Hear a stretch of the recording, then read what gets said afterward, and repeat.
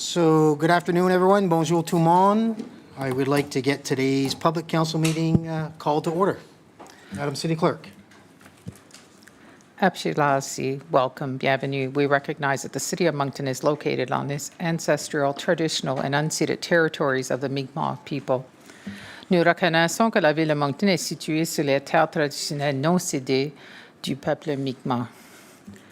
The city honors the people and land of the Mi'kmaq First Nations and also honor their elders, their knowledge keepers, their ancestors, and their valuable past and present contributions to this land.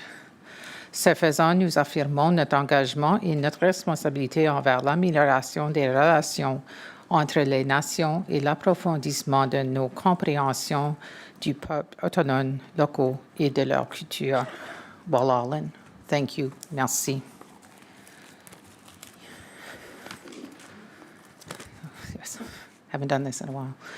Staff, presenters, and members of the public have the right to address City Council in the official language of their choice. All public meetings of Moncton City Council are simultaneously translated. Translation headsets are available at the entrance of the council chambers. As part of a pilot project, the city now uses Wordly, an AI-powered simultaneous translation platform for meetings in council chambers. If you experience any issues or would like to share feedback about the interpretation services, please contact the city clerk's office.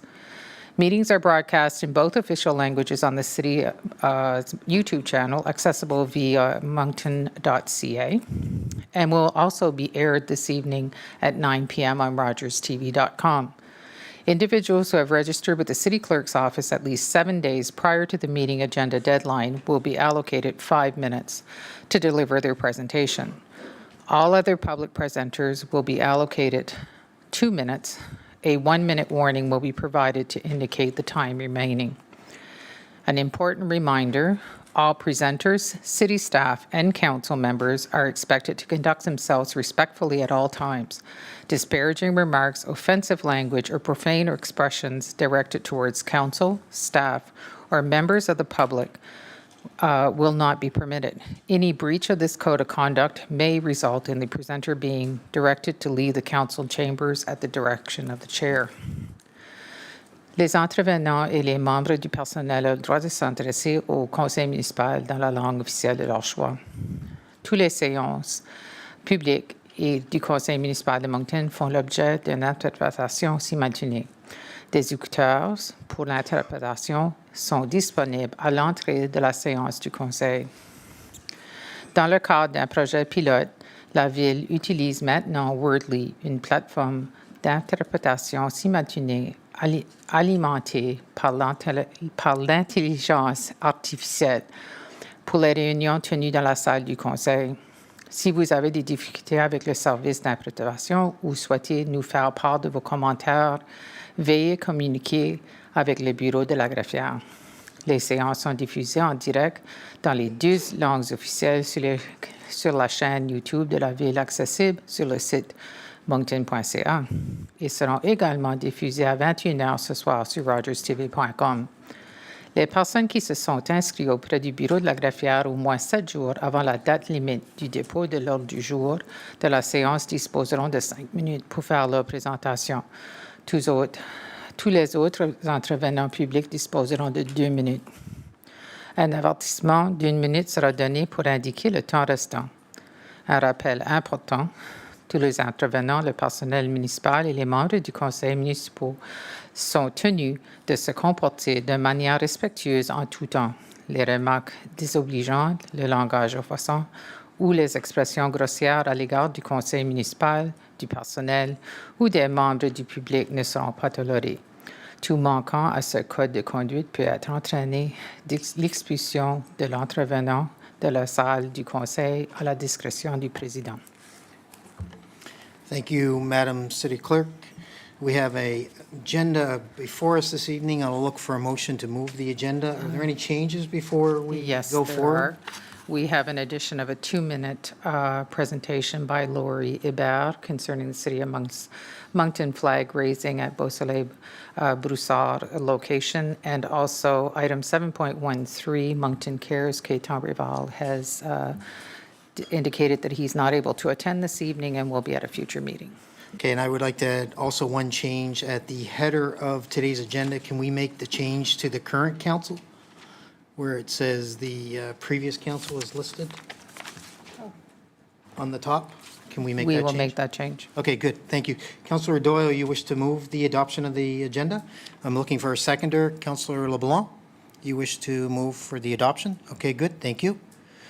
Any questions on, is this an electronic vote? Yes, so this would be an electronic vote, and the vote is up now.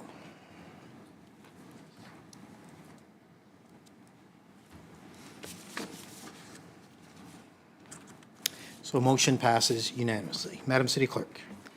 Next is conflict of interest, les déclarations des conflits d'intérêts. I'm not seeing any conflict of interest. Next would be the adoption of minutes of the regular public meeting of June 15th and this swearing in of June 1st.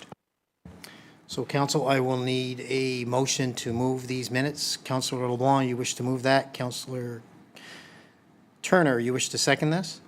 Any questions on the minutes? I do have one question on the minutes from the public meeting of June the 15th, I guess, our first public meeting.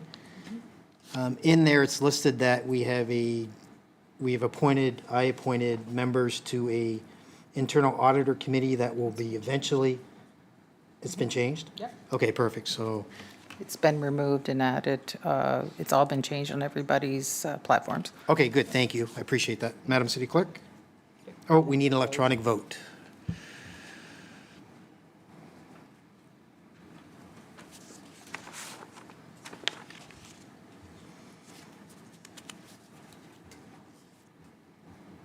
All right, motion passes unanimously.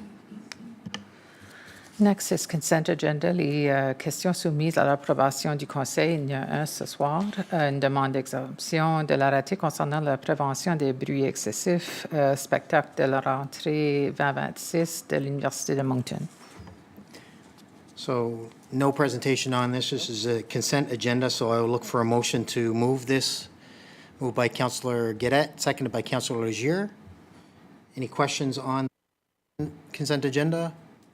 Councillor Turner, just give me a second here. There you go. Thank you, Your Worship. I'm just curious, like, 1 a.m. is a little longer than normal for most other events we have. I'm wondering if this has been done in the past, and it has, and I'm just wondering if there's, was any feedback because of that hour, I guess. That's a great question, Councillor. Isabel, I do believe you have an answer for this. I'll just wait. Push the button. Oh, there we go. There you go. Sorry, I was just trying to access the e-scribe. So you're wondering if this was asked in previous years?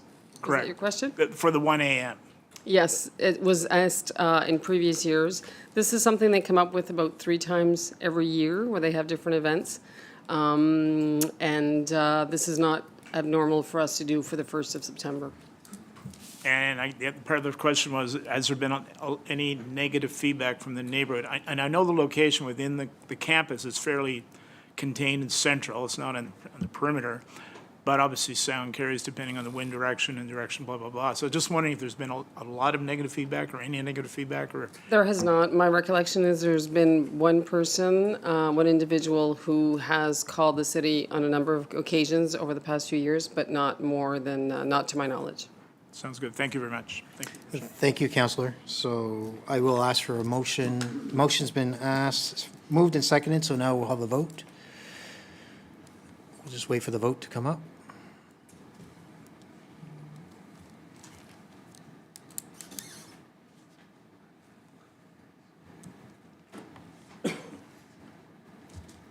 This motion passes unanimously. Madam City Clerk? Next is public presentations, les exposés du public. The first this evening is a presentation to Quinn Strang. I don't believe that Mr. Strang has come in yet, or is he here? Not No. seeing him in the room. so- Okay, we'll move on, and if he comes into the room, if your worship is acceptable in council, that we present it to him then. Okay. Next would be a presentation, 2026 NORCE Men's Centennial Volleyball Championship, and I see Norval McConnell and Tracy Clinch, the co-chairs, are here to discuss that. So welcome this evening, bienvenue. One thing that I will, before I hit your light, I just want to address this with council. Normally in public presentations, you'll give your 5-minute presentation. There's somebody after you as well. We ask that council hold the questions until everybody's been heard from at the public forum, and then if we have questions for you, we'll invite you back up to the mic. Okay? So the mic is yours, and I do believe you see a 5-minute timer eventually pop up. I'm going to get started before it goes, just in case. Yeah, get started before it goes. Bonjour, Monsieur le maire, Mesdames et Messieurs les membres du Conseil. Merci. Merci de nous accueillir aujourd'hui. Mon nom, c'est Tracy Clinch et je suis la présidente de Volleyball Nouveau-Brunswick. Et Norval McConnell, her helpful co-chair. c'est avec grand plaisir que nous nous présentons une mise à jour sur un événement très spécial qui se déroule là dans notre ville du 11 à 19 septembre. So the NORCECA Men's World Qualifier and an Olympic qualifier will be happening at the Avenir Center from September the 11th to the 19th. Ça, c'est un événement international. It's the top men's teams from North, Central. Swipe left or right? Up. There we go.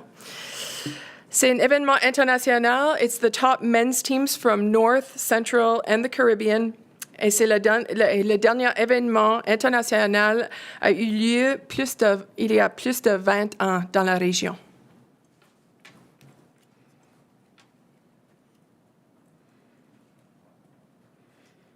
So top-notch volleyball right here in Moncton.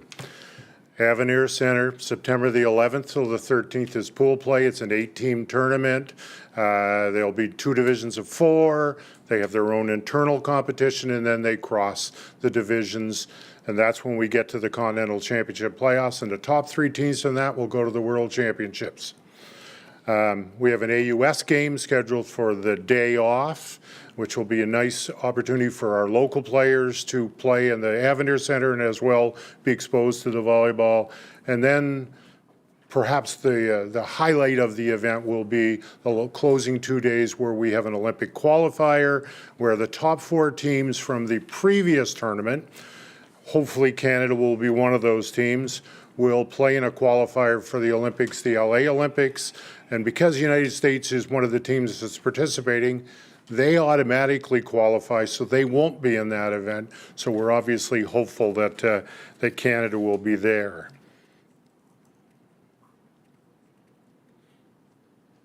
And as it mentions, we were really pleased when we put the bid in how receptive Volleyball Canada was to the setting, the Avenir Center, the opportunities that we had there, having the majority of hotels so close to the facility. We think and believe that that gave us a real leg up when we were successful with the bid. Alors, l'importance pour Moncton, c'est une grande visibilité. Ça n'a jamais arrivé que Volleyball Canada a donné un événement comme ça dans la région et c'est vraiment important pour tout le monde de participer. We'll have athletes, trainers, officials, fans, and visitors. Hotels will be full, buses will be full. We have athletes coming in from all of the schools that will join us at the Avenir Center. So Anglophone East and Francophone East are both participating with school buses full of kids. So 1,000 from each of those, and Elsie Bucktuck will also be bringing a bus down. So tons of participation in the region. So you can see the participating countries. And what it doesn't show you is that 6 of those 8 teams are in the top 35 in the world. So we're not talking about, this is going to be top-notch volleyball. And now the key part. So for the last little while, we've had the tickets on sale for blocks. You could buy a ticket for the entire event or either one of the two sessions. Next week on Monday, we launch our single-day ticket sales. 90% of our ticket revenue, the really important part of our budget line, is based on those single ticket day sales. So we really want to get the word out. You get a leg up if you're already an insider at the Avenir Center. If you're not, scan the QR code or sign up right away. So next Monday you can buy those day passes. You can help us a lot by using your social media contacts and your contacts in the community to make sure that we get that word out. I've had this question asked of me, if I only want to go watch Canada play, Canada plays every day. Okay, so the way the scheduling is done for this, when you buy a ticket, you buy it for the whole day. It isn't like a hockey game where there's 3 during the day and you empty the facility. You can come anytime during the day, watch the teams that you want to play. Scan that QR code, join that insider list, and help us sell the day passes for the event. Merci beaucoup. Thank you. Merci beaucoup. So if you don't mind, just stay in the room, and we'll see if we have any questions at the end of public presentations. Sorry. Our next presentation is College of Fellow inductions for the late Bill Budd, and I believe that Sarah Anderson is here to do the presentation. Are you doing it at the podium or at your seat? Okay. Am I good to go now? Yes. All right. So, Your Worship, members of council, I appreciate the opportunity to celebrate a recent honor that was awarded to the late Bill Budd, our former Director of Planning and Development. So earlier this month, Bill was inducted as a member of the Canadian Institute of Planners College of Fellows. This designation is the highest professional honor for a planner in Canada. Bill was recognized for his many contributions to the planning profession over the course of his career, as well as the long-lasting impact he has had on communities, not just here in Moncton, but across Canada. Bill began his career in rural Manitoba, but he returned to New Brunswick in 2004. In 2013, he became the City of Moncton's first planning director, and he was responsible for establishing and building our planning department and the Planning Advisory Committee. His leadership produced the 2013 Municipal Plan Review, the neighborhood plans on which we still rely, and key affordable housing and economic development policies that continue to shape our city. Beyond Moncton, Bill was a driving force behind modernizing the province's planning legislation, and he pioneered New Brunswick's first development charge bylaw, which is widely regarded as a model for other municipalities. Those of us that were fortunate enough to be his colleagues deeply appreciate his professional expertise. But Bill brought so much more than that to the table. Sorry. It was harder than I thought.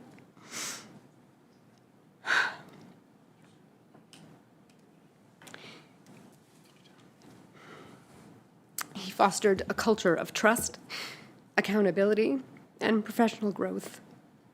He ensured that his team members were supported and empowered to succeed. He was generous with his time and his knowledge and his encouragement. He was a dedicated mentor who inspired countless emerging planners. He had a unique ability to recognize potential, to instill confidence in emerging planners, and to create opportunities for them to shine. Bill's legacy can still be seen across the city in the development that thrived under his hand, but it can also be seen in the generations of planners that he mentored and inspired, planners who are positively impacting communities across the country and around the world.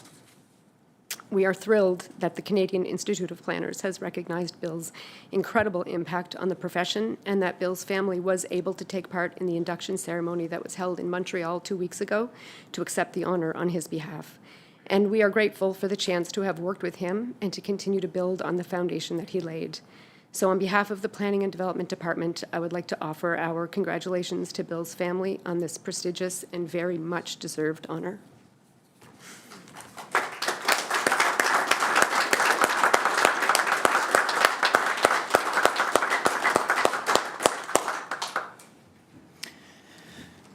Thank you, Sarah. So at this point, there are no other public presentations, so I will open the floor to, oh, sorry, there is a 2-minute. That's correct, yeah. Sorry, there's a 2 minutes. I almost forgot you, Mr. Ibarra. I'm very sorry. Mr. Ibarra, you can come to the podium. He's here to ask City of Moncton for a flag raising at Beausoleil, Broussard location.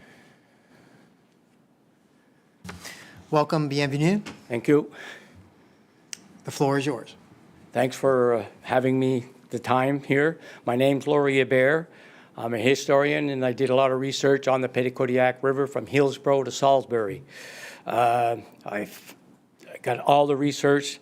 The settlers on the river, Moncton, where their first settlers came, and the natives, where the first houses were built in Moncton. I could go on and on. That's not my agenda today. The thing is, Beausoleil, he was in the Moncton Township, and he's been recognized by Canada as a historical important person on the 15th of August, 2023. I made how Moncton came to be a thing here, if someone's interested in it. It details how the first settlers came to Moncton and who they were. The first settlers, the Germans, where their house actually was. I got maps showing where the exact location was. The natives were hunting over in Dieppe and go on and so forth. So what I'm doing as of 2024 at Beausoleil Village, which we bought the land about 7 years ago, been developing it. There's roadways there, there's flags there, there's outhouses, there's everything, picnic tables. It's quite a site. It's a historical site for the public. And on August 15th this year, I wanted to raise a Moncton flag because Beausoleil, he was in the Moncton Township. And documentations are all there to support it. And I was wondering if the Moncton would be interested in providing the first Moncton flag to be raised at the Beausoleil Historical Site. So that's what I'm here for, is to ask if the council would be interested in supplying the first flag. Good, thank you for that. What I will do is I'll get that information that you have from you, Yes? and I'll make sure that our city clerk has it and our city CAO has it, and we can have this discussion on your request, and we will get back to you. Yep. Yep. Good, thank you.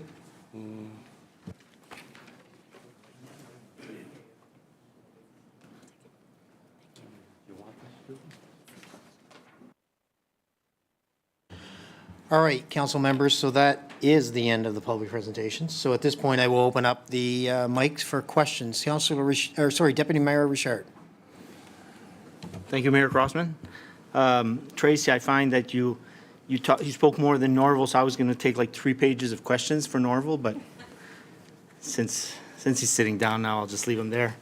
Thank you for your presentation. We're looking really forward to that event. Thanks to the whole group. On another side, for the late Bill Budd, thank you, Sarah. I know that was hard, and we all appreciate what you did. Anyone that Bill met, was touched by him. Very special man. Mr. CEO, he hasn't been here for a few days. I'd like to ask you a question, please. Would there be any way we could commemorate maybe, and you guys can look at this, maybe a boardroom or something in Bill's name? Whatever the department would be good with as well. I mean, I think it should. So we have been reflect on them. exploring certain things, and when we're prepared to come back to council, we'll come back to council with some options. Great. I think that would be very special. Okay, merci beaucoup. Thank you, Deputy Mayor. Councillor Much. Oh, just give me a second. Oh. There. Thank you very much. Thank you to all our presenters. I have questions for Tracy and Norval, actually. But I do want to say something, being on the Order of Moncton committee, that we have an Order of Moncton inductee in the crowd with Norval McConnell from 2018, and no surprise, he's still very involved in the community. So thank you for all your involvement, Norval. Two questions regarding the volleyball, which is very exciting for our region. You had mentioned youth, which is, I'm all about that. How exactly will they be involved? Like, you're going to bring them there, but are they going to get to interact with players? Are they going to get to play, or discounted prices for tickets, or how does that look?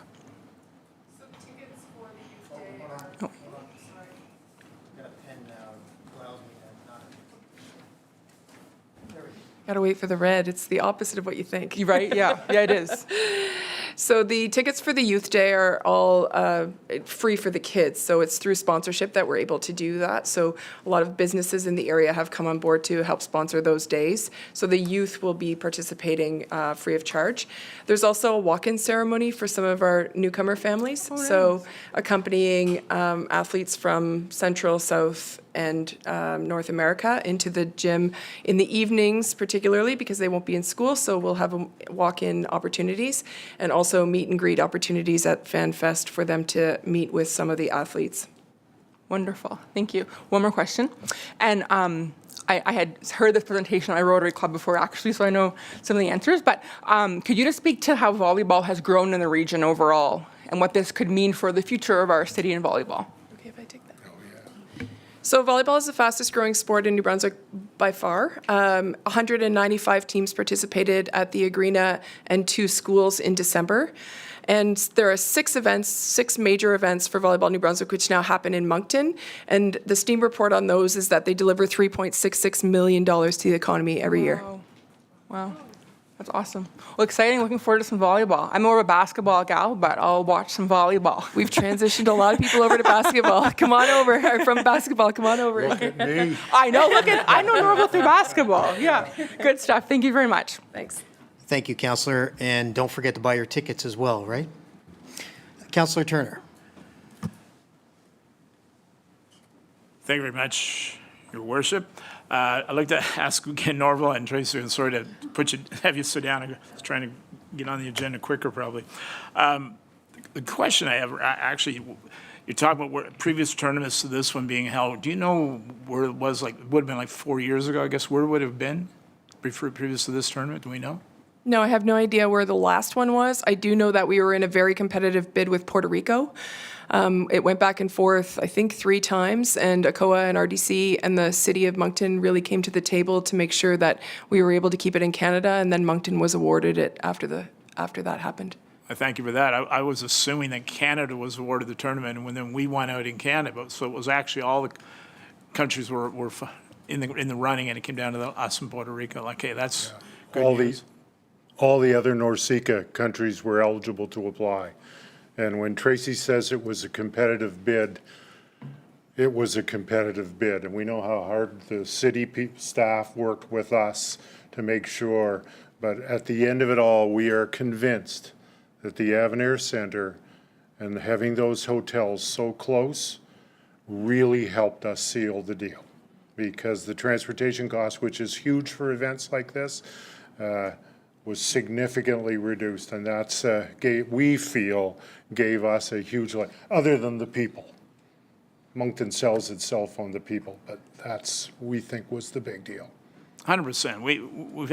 We've had a great history of hosting sporting events at all different levels and genres, and it's wonderful to see volleyball rising to the top here in Moncton, and because of the Avenir Center and the strength of that. But I got to say, the leadership from the two of you, having you co-chair, is amazing. We're fortunate to have strong volunteers in our community who will step up when the opportunity presents itself, because we need that. It's great to have volunteers, but you've got to have leaders who have got experience, who have the passion, and we thank you for your stepping up for this occasion. And we want the community to get behind it and support it, and see just exactly what we can look forward to. And obviously, a lot of other sports organizations will be watching how this tournament is received. There's obviously lots more opportunities down the road in other aspects that we can host, and this is a great opportunity. So again, thank you, and appreciate all you're doing for our city. Thank you. Thank you, Councillor. Thank you, Councillor. Councillor. I sort of had 2 more small things. Okay. I just wanted to recognize, first of all, thanks Sarah I'm sure when she volunteered to step in today, didn't realize quite maybe the emotion that would come over her with the message that she was delivering. And I want to thank her for doing it. I had the pleasure of serving on council with Bill in the driver's seat, let's say, in the department, and the amazing job that he would do coming to council, educating council, being able to smooth over the rough waters, let's say, when there were issues with any kind of proposal that came before us. The passion he had, the sort of soft-spoken, easy sell, not easy sell, but he made it look easy, but he could bring the parties together, and it was amazing to see that in action. He worked, like I say, closely with us as councilors before the meeting, during the meeting, and after the meeting, answering our questions, taking the time. So he is really was a tremendous asset to our organization, and I know you showed that and demonstrated that by your emotions. So I thank you for doing this, and I thank you for the recognition that has been bestowed upon him by the efforts of the department. Thank you. And my last one for Mr. Hebert. This is a question. I know you've talked about 40 acres and the development, et cetera. I didn't catch where the 40 acres are, if it's in Dieppe or Moncton or No, it's outside. at 2326 Salisbury Road. It was part of the Moncton Township when it first started. So that's just outside the boundaries? It's outside of the boundaries. It's in Salisbury, but Okay. it was once upon a time. It was the foundation of the Moncton Township, and the map was created by Anthony Wayne. And on Anthony Wayne's map, it actually shows all the sites along the river from Halls Creek to Beausoleil Historical Site. And on that, he brought in the first settlers that came, the Steves and the Trites, and he drew on his map exactly where they built their cabins. So that map, you can look it up. It's I got it on a website, Beausoleil Historical Site. .gmail, and it'll show you exactly. And I've got all information you want on Moncton, the first houses, where they are. But today my agenda was for Beausoleil to raise the flag because he was originally from the Moncton Township, and no one had knowledge of it. And coincidentally, I just happened to have the opportunity last Wednesday to be out on the marsh on the dikes with Henry Phillips. Okay. I'm sure you know Henry well. Quite well, yes. Showing me the dikes and the trail system and the history with the Acadians, and he mentioned yourself and the work that you've done to work along the shoreline there to bring that history back so that we know what's going on. He's very, very passionate, I'm sure, as you know as well. Yeah, and done a great job of preserving it and the dike system. They were cutting the grass and manicuring the trail system there last week while I was there visiting. So yeah. Yeah, and then also in the Moncton Township, you will find the only thing that survived the deportation in 1758. That's when they deported. The deportation was done in Moncton. There was a chapel. And that is definitely in the city of Moncton. And you also have, I found a cabin that was back, I don't know, it was there before the deportation, but it was eventually, it was a cabin back in the woods that I have located. And I could go on and on. My ancestor, James Charters, buried at the Free Meeting House. Buried there 16 years before it was built. No one ever knew about this James Charters till I mentioned it. Moncton has a lot of history that there's no knowledge of. The way I've done my research is altogether different than all these historians and researchers, and that's the reason I was able to find what I found. So if Moncton's looking for anything in the past, I've got it. It's not documented in a book or anything like that. The original map I do have. People go on the books and say, well, so-and-so was there. Well, when you do the real maps, it wasn't there. Where the Trites were, where the house was, where the first houses were in Moncton. Everybody, I have the maps to support it. So I'm saying, the Indians, the natives, there was an Indian, they hunted caribou at Romeo Airport. They did the runway. They didn't even know what was there. They found artifacts. They hired all the archaeologists they could find. Till today, they don't know what they were looking for. But the map shows where the Caribou Plain was. And I also found in my research an Indian wharf and an Indian reserve that no one has knowledge of. I know the documents do exist. I do not have them, but they do exist. I will find them when I get time. But right now, I'm busy at Beausoleil Village, working there day and night. So you're all welcome to come and visit it. And that's the most important Acadian site that we have here. And it's a tourist trap, and it's all done. It's right there. The public can walk. There's walking trails there. There's picnic tables there. There's barbecues. There's boardwalks. And you want to watch the tidal bore? You go right there. You can hear the water roar coming, and the river, the tidal bore comes. It fills the river. It's an amazing sight that Moncton should be very proud of, that Beausoleil is a historical important person of Moncton. Thank you very much, Mr. Mayor. We appreciate your efforts very much and wish you the best of luck on the 15th of August. Thank you. Thank you, Councillor Kavukian. Thank you, Mr. Mayor. Just a few notes. First of all, Norval McConnell, don't get up. You can stay seated. I just wanted to mention, Norval, that you seem to be involved in every single community-related activity I ever hear about.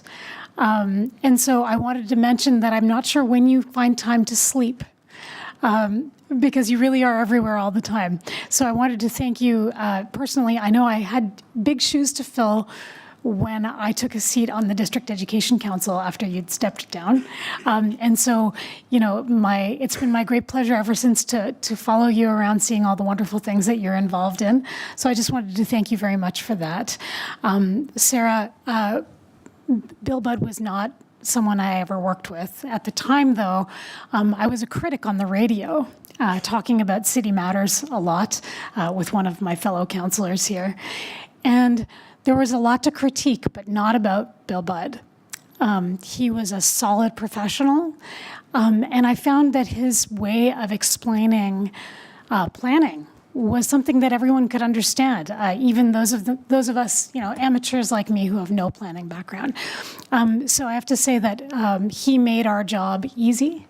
And so I just want you to know that he's remembered, even by people who didn't work with him, as someone who could be relied on to present things in a comprehensive way that helped us to understand more about the city. And finally, Laurie Hébert, oh, you don't have to get up, sir. It's okay. I don't have a question for you. I just wanted to say thank you so much for presenting this today.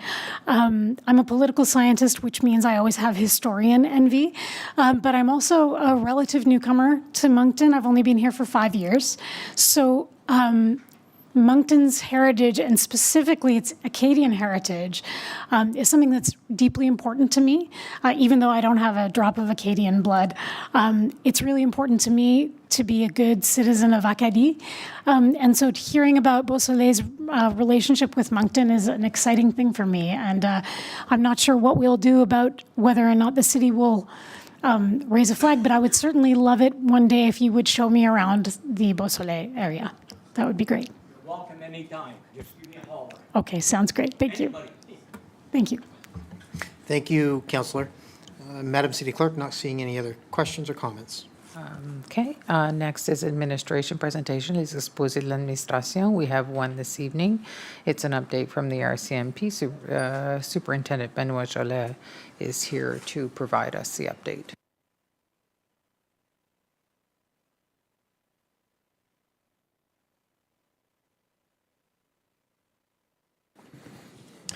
Welcome, Superintendent. The floor is yours. Thank you, Mayor Crossman, Moncton Council, city staff, and remaining people in the gallery. Councillor Turner, it was 2023. It was in Charleston, West Virginia, the last competition. So the last time I was held in Winnipeg, in Canada, was in Winnipeg. So I checked that out because I'm a volleyball dad as well myself. So I'm going to be checking that out. A lot has happened since I last reported on June 15th, prepared a report for you, Mr. Mayor, and council. I won't go through every point, but if you have any specific questions, I'd love to answer them. I will go over some of the items that were on the report, though. First of all, obviously, with the end of school and a lot of stuff that's going on, our community policing team and our members are doing a lot of different community events throughout the tri-community this summer. Community engagement, attending events, bike safety, collaboration with our community partners, visibility patrols on foot and our bikes and our police vehicles, and even a private, show from Constable Brochu, who sang to some people at a specific community events. He's got many talents. We continue to use our Facebook page for this and a bunch of other things that we like to advise the community about. So I'll go into, if we talk about community policing and community events, the really successful car shows, the nationals that happened this last weekend.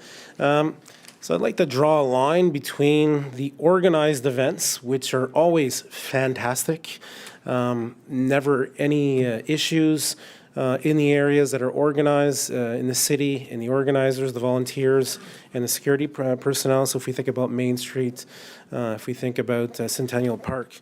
But there's a stark difference with the non-organized activities. And that's where all the issues happen. And specifically over the last 2 years, we've taken a measured approach, education, be there, make sure people are safe, to have fun. But what we saw from some residents and some non-residents that showed up over the weekend, they were not here to have fun. They were here to cause issues, and some people almost got seriously hurt, residents getting run over by people that were driving erratically, extremely fast, and extremely dangerously. So what I will say to Moncton Council and to the residents is we will not be tolerating that next year, and we will come in force. And obviously the measured approach did not work, specifically for those non-organized areas. So we have a year to work, and we're going to continue to work with our partners here in the city and the organizers, because it's a fun event, but we want to make sure that it's safe for everybody. One success story that I'd like to speak about, and it was on my report, I'd just like to bring note to it. So this was back in February. There was nearly $500,000 of power tools that were stolen in London, Ontario. And unfortunately, these items all showed up here in our area on June 17th of this year. One of the reps from the company located some of the stolen items that were on at a private retail store here. Also in Summerside, Charlottetown, and Montague in PEI. So our crime reduction unit, specifically our property crime team, started working on this file with our new PEI partners, and it led to the writing of 4 search warrants for 4 different locations, and those were executed on June 23rd. 1 in Moncton and 3 in PEI. We sent some of our people to PEI to work there, and an estimated value of about $200,000 of $300,000 stolen property was seized. So the investigation is ongoing in partnership with our colleagues in PEI and in Ontario. On May 21st, we may have remembered that Mr. Jesse Bennell had escaped legal custody from Kodiak RCMP on Macbeth Avenue. Since that date, our members were working hard on this investigation using both traditional and non-traditional advanced investigational techniques. And on July 2nd, following numerous leads, we were able to track him to an address in Dieppe. So with the use of the emergency response team, we were able to take him safely into custody, and he faces a very lengthy list of criminal charges. And this is an individual who has the dubious honor, I guess I could say, of having escaped twice from Kodiak RCMP, once at our facility, and this time it was at the hospital. So he's safely in custody now, and will be so for an extended period of time. On July 7th, members of our crime reduction unit and our integrated enforcement unit partnered with the Miramichi Police Force with information that we had received regarding a man that was operating on Redmond Street. illegal drug activity, and we executed a search warrant on the 14th of this month. 47-year-old man was taken into custody, as well as another male and 3 females. And during the search, large quantity of cocaine, fentanyl, contraband cigarettes, and cash were seized. Just one of the many drug seizures that have happened over the last month and a half. There's another one that I'd like to bring to council here is in April of this year, we are alerted to the disappearance of a 28-year-old man from Moncton. We maintained the investigation and made several attempts to locate the missing person. And for anybody who has a look at our Facebook page, we have a lot of people that are reported missing to us. People care for their family members, their friends, whether they're housed or unhoused. We make every effort to locate these individuals. This particular individual, the trace had worn out. We weren't able to locate this individual. However, between June 22nd and 24th of this year, we executed 2 warrants at 2 residences located on Henry Street in Moncton in connection with the investigation. And unfortunately, the Major Crime Unit has taken over this investigation and are considering his disappearance suspicious at this time. So when I have further results, I'll bring it back to council to provide an update. On June 23rd, at about 2:30 in the afternoon, our members received information that a woman was being held against her will in a vehicle by an armed man. During the incident, the woman was able to contact us and provide information about her situation before the call was interrupted. Obviously, we deployed every available resource to this call for service, and it led us to Nova Scotia. We learned that the vehicle may be traveling in that area, so we contacted our colleagues in Nova Scotia RCMP and issued a request to locate the vehicle. Luckily, members of East Hants District RCMP located the suspect vehicle near Elmsdale, Nova Scotia, and conducted the traffic stop and confirmed that the woman was being held against her will. She was safely removed from the vehicle, and the members arrested a 28-year-old man without incident. He remains in police custody, and the investigation is ongoing. Over the last, since June 22nd, we've been slowly moving in to 199 Albert from 520 Main. I think I underestimated it because it's been an extremely complex endeavor. If we speak about court exhibits, thousands of them, court files, tens of thousands of them, people, desks, furnitures, equipment. It's been a very complex ordeal, but it's going extremely well. And we are at the threshold of being able to advise residents that we can serve them at 199 Albert. Not yet. It's still 520 Main, but I'm very excited, and it will be. We will use the City of Moncton and our Facebook and media releases to advise, but we're almost there, and we really look forward to serving the residents of the tri-community from our new facility. I'm available for any questions, Mayor Crossman or Moncton Council. Thank you, Superintendent. I truly appreciate you submitting your report well before, so it gives council enough time to read all the documents. So I do have quite a bit of questions out there. Councillor Doyle, you're first. Hi, thanks. Thanks, Mr. Mayor. I have 2 sets of questions, if you don't mind. My first one is around the drug seizures that you had mentioned. Can you tell us approximately quantities, amounts, value, and was there any connection to the drugs that were contributing to the overdose situation that we're still grappling with? Yeah, I don't have the exact amounts here, but when I write on the report specifically, obviously some of these are still active investigations. That's why I don't give specific amounts. But when I write down, it's a good question. When I write down a large quantity, we're talking close to the kilogram amount. Okay. So we're not talking about a small personal use amount. Connection, I can't confirm any connection with these specific drugs that were seized at these specific ones, but that's our goal. Our goal is to take as much stuff off the street because it's not only users, people that are addicted, but it's the people that are not addicted. We don't want new users. We don't want young or old people to be consuming these illegal drugs. And even if we could do a search warrant every single day. There will always be more, unfortunately. We will never stop. Thank you for that. When you do seizures, do you do testing? I'm curious because we know that what was causing a lot of the issue was a vet tranquilizer. When you do these seizures, I'm assuming there's a level of testing that gets done. Am I accurate? Yep. Cool. Yeah, every Thank you. time we seize drugs, we use Health Canada, and they're able to provide us exactly what's in it, and if there's any kind of, I guess, different ingredients of the norm. Great. And that's things that we take back to our teams and our criminal analysts and compare with the rest of the province to know if it's happening here, if it's happening there. There's also the intelligence side, because often we get messages from St. John or Fredericton who are very similar to us to say there's a new strand of fentanyl, and then it allows our people to be out there and be more available to and be alive to that. Great, thank you so much. I appreciate that. And then my second set is around what happened on Mountain Road on Saturday. I'm sure we all knew this was going to be coming up. And so I appreciate you drawing the line between Atlantic Nationals and these kind of unsanctioned, unscheduled, unofficial stunting events, right? Illegal stunting events is what we're looking at.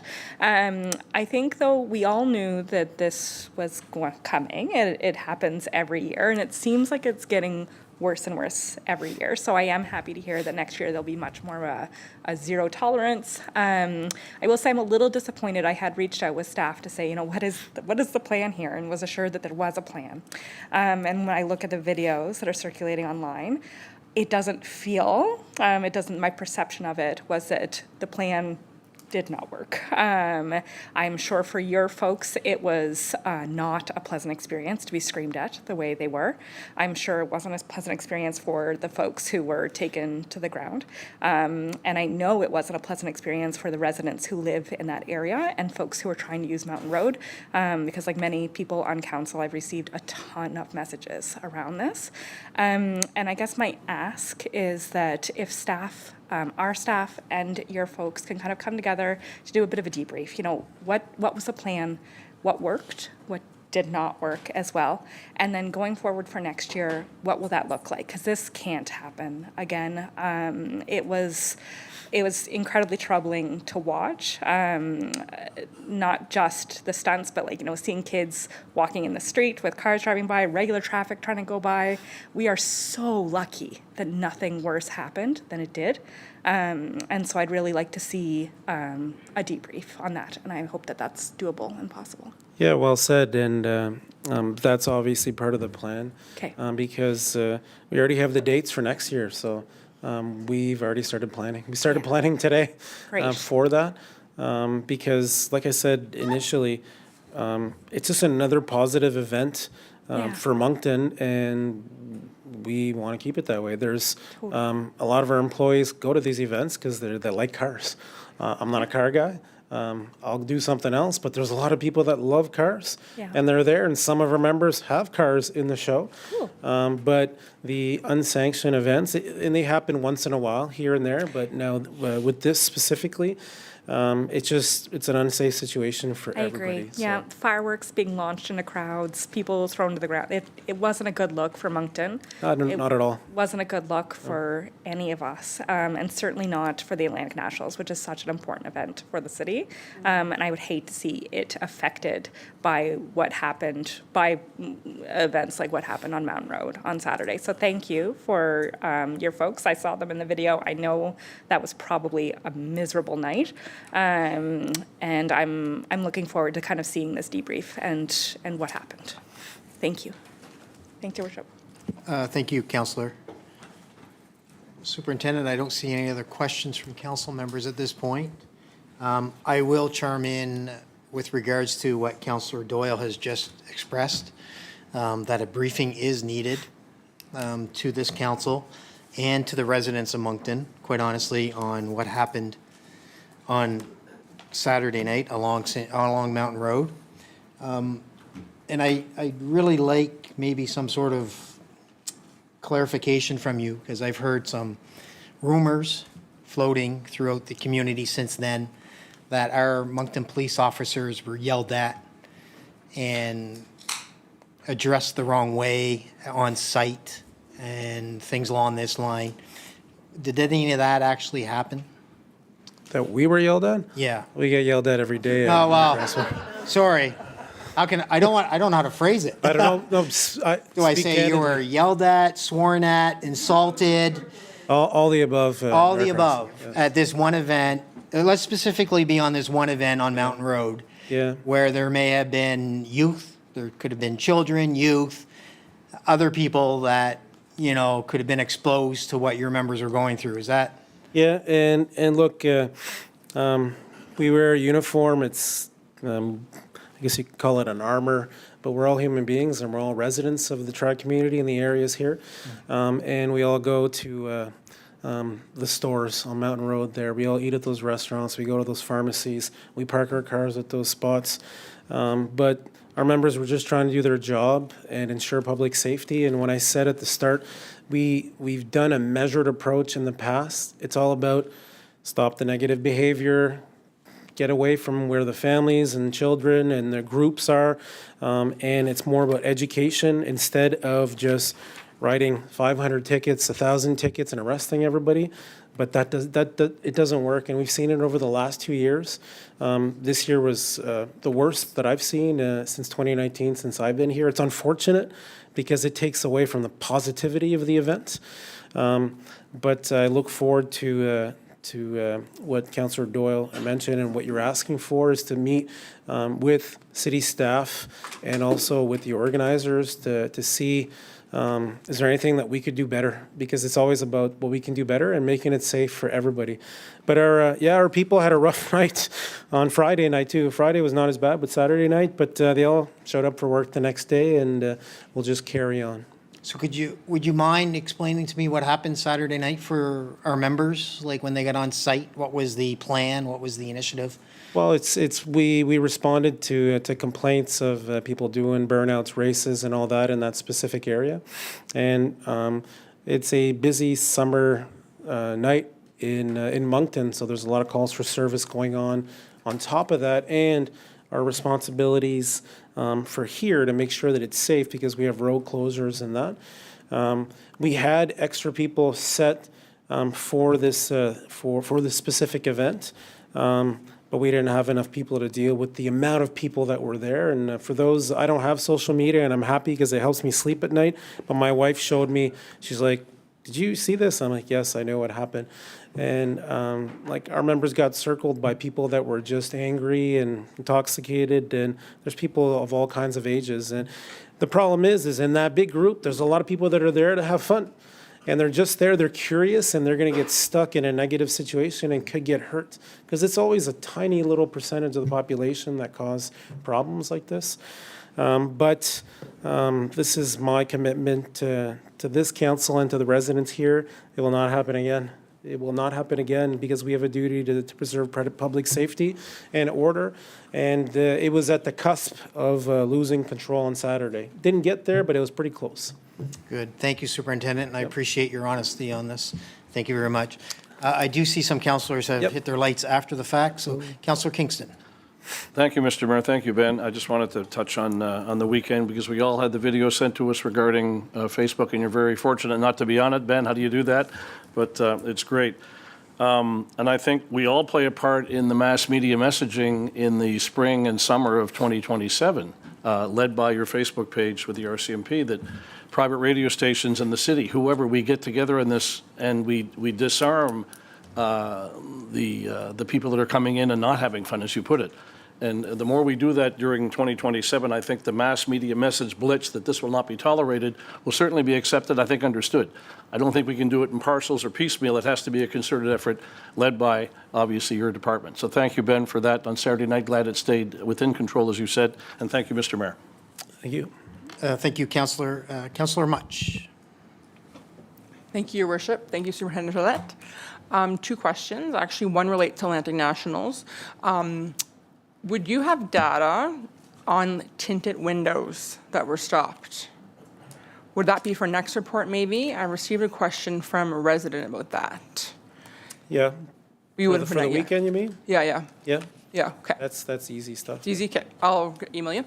Thank you. And then secondly, not related to Atlantic Nationals, regarding your changing of buildings, just being that over the summer, I know come the fall, a lot of people need vulnerable sector checks for school and whatnot. Will there be any time that those won't be happening with the transition, the vulnerable sector check or the criminal record check, but you normally go in the station for? No, it's a good question. So when we do there's like one complicated transition that we need to do. Obviously, it's for our front counter service, our cell block, and our day-to-day uniform operations. There's only going to be one day. It's only going to take one day where there's going to be no front counter service, and we'll advise the Give some the notice. community about that. Yep. But yeah, it's only going to be one day. Fantastic. Yep. Thank you very much. Not seeing any other questions, Superintendent. So I also want to say, where are we at on the open-air drug use? Specifically around Ensemble and the shelter on St. George Street? If you could give us some sort of background on that, because I didn't really see it in your report. Yeah, so it's something that we're doing sporadically with our crime reduction unit. Obviously, if we have information on people that are selling drugs from our residents, whatever, the members are going to focus their priority on that. But it's still part of our regular patrols, doing that. And there's not a lot of areas, to be honest, compared to I guess 2-3 years ago when we started doing that. But there are still some troubled spots, and unfortunately, some of the users are still doing it in those same areas. So I think we're going to have further discussions in all that, because if you ask a user, for example, like even when I've spoken to council in the past, I've done that myself with our members, do open air drug enforcement, and I get asked the same question all the time. It's like, I'm addicted to drugs, where am I supposed to do my drugs? I didn't have an answer for that addicted individual. I'm like, I have no answer. I'm like, well, drugs are illegal, you shouldn't do it. You're like, yes, but I'm hooked, what do I do? Where do I do it? I don't want to disturb people, where do I do it? I'm like, I don't have that answer. And I think I've mentioned this in the past at council, so I think this is something that we're just a small part of that group, but it's the municipality, us, and all the service providers for those locations in the province, because it's not something that's going to go away. It's something that we got to work with and make it as positive as possible. Good, thank you. And I have yet to see the new station, so I guess outside of going in there non-voluntarily, is there some way that you and I can get a tour? And, because I know a lot of that building is going to be coming down into lockdown pretty soon. Yep. No, absolutely. Like right now, we're right in the thick of it, but as soon as the dust settles, absolutely. Good, thank you, Superintendent. Not seeing any other questions, so thank you this evening. Thank you. The next item is planning matters, a question d'urbanisme. And the first one is a tentative subdivision plan. Sébastien Giroir is for cash in lieu, and I see Paul Edgar making his way to the podium. Good evening, Paul. Good evening. The floor is yours. Thank you.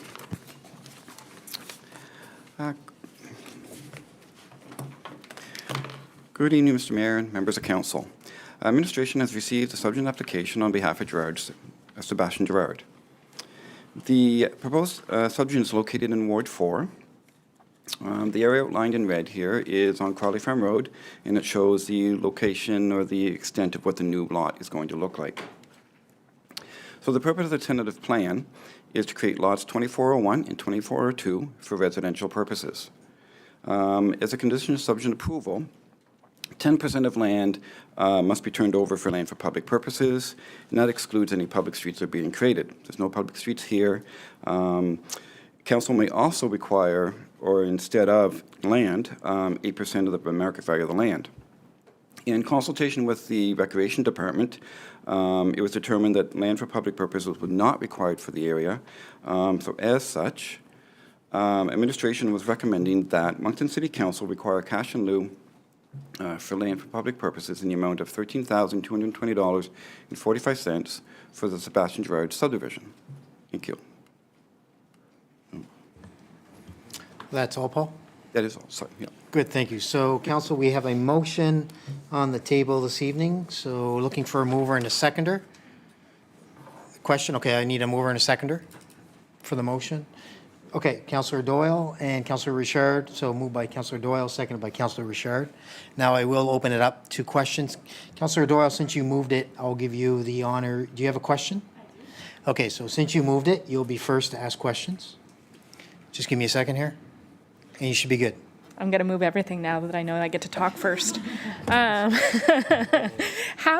It's a quick question. How do we determine whether or not we need land for public use in projects of this? Your recommendation is that we take the cash in lieu.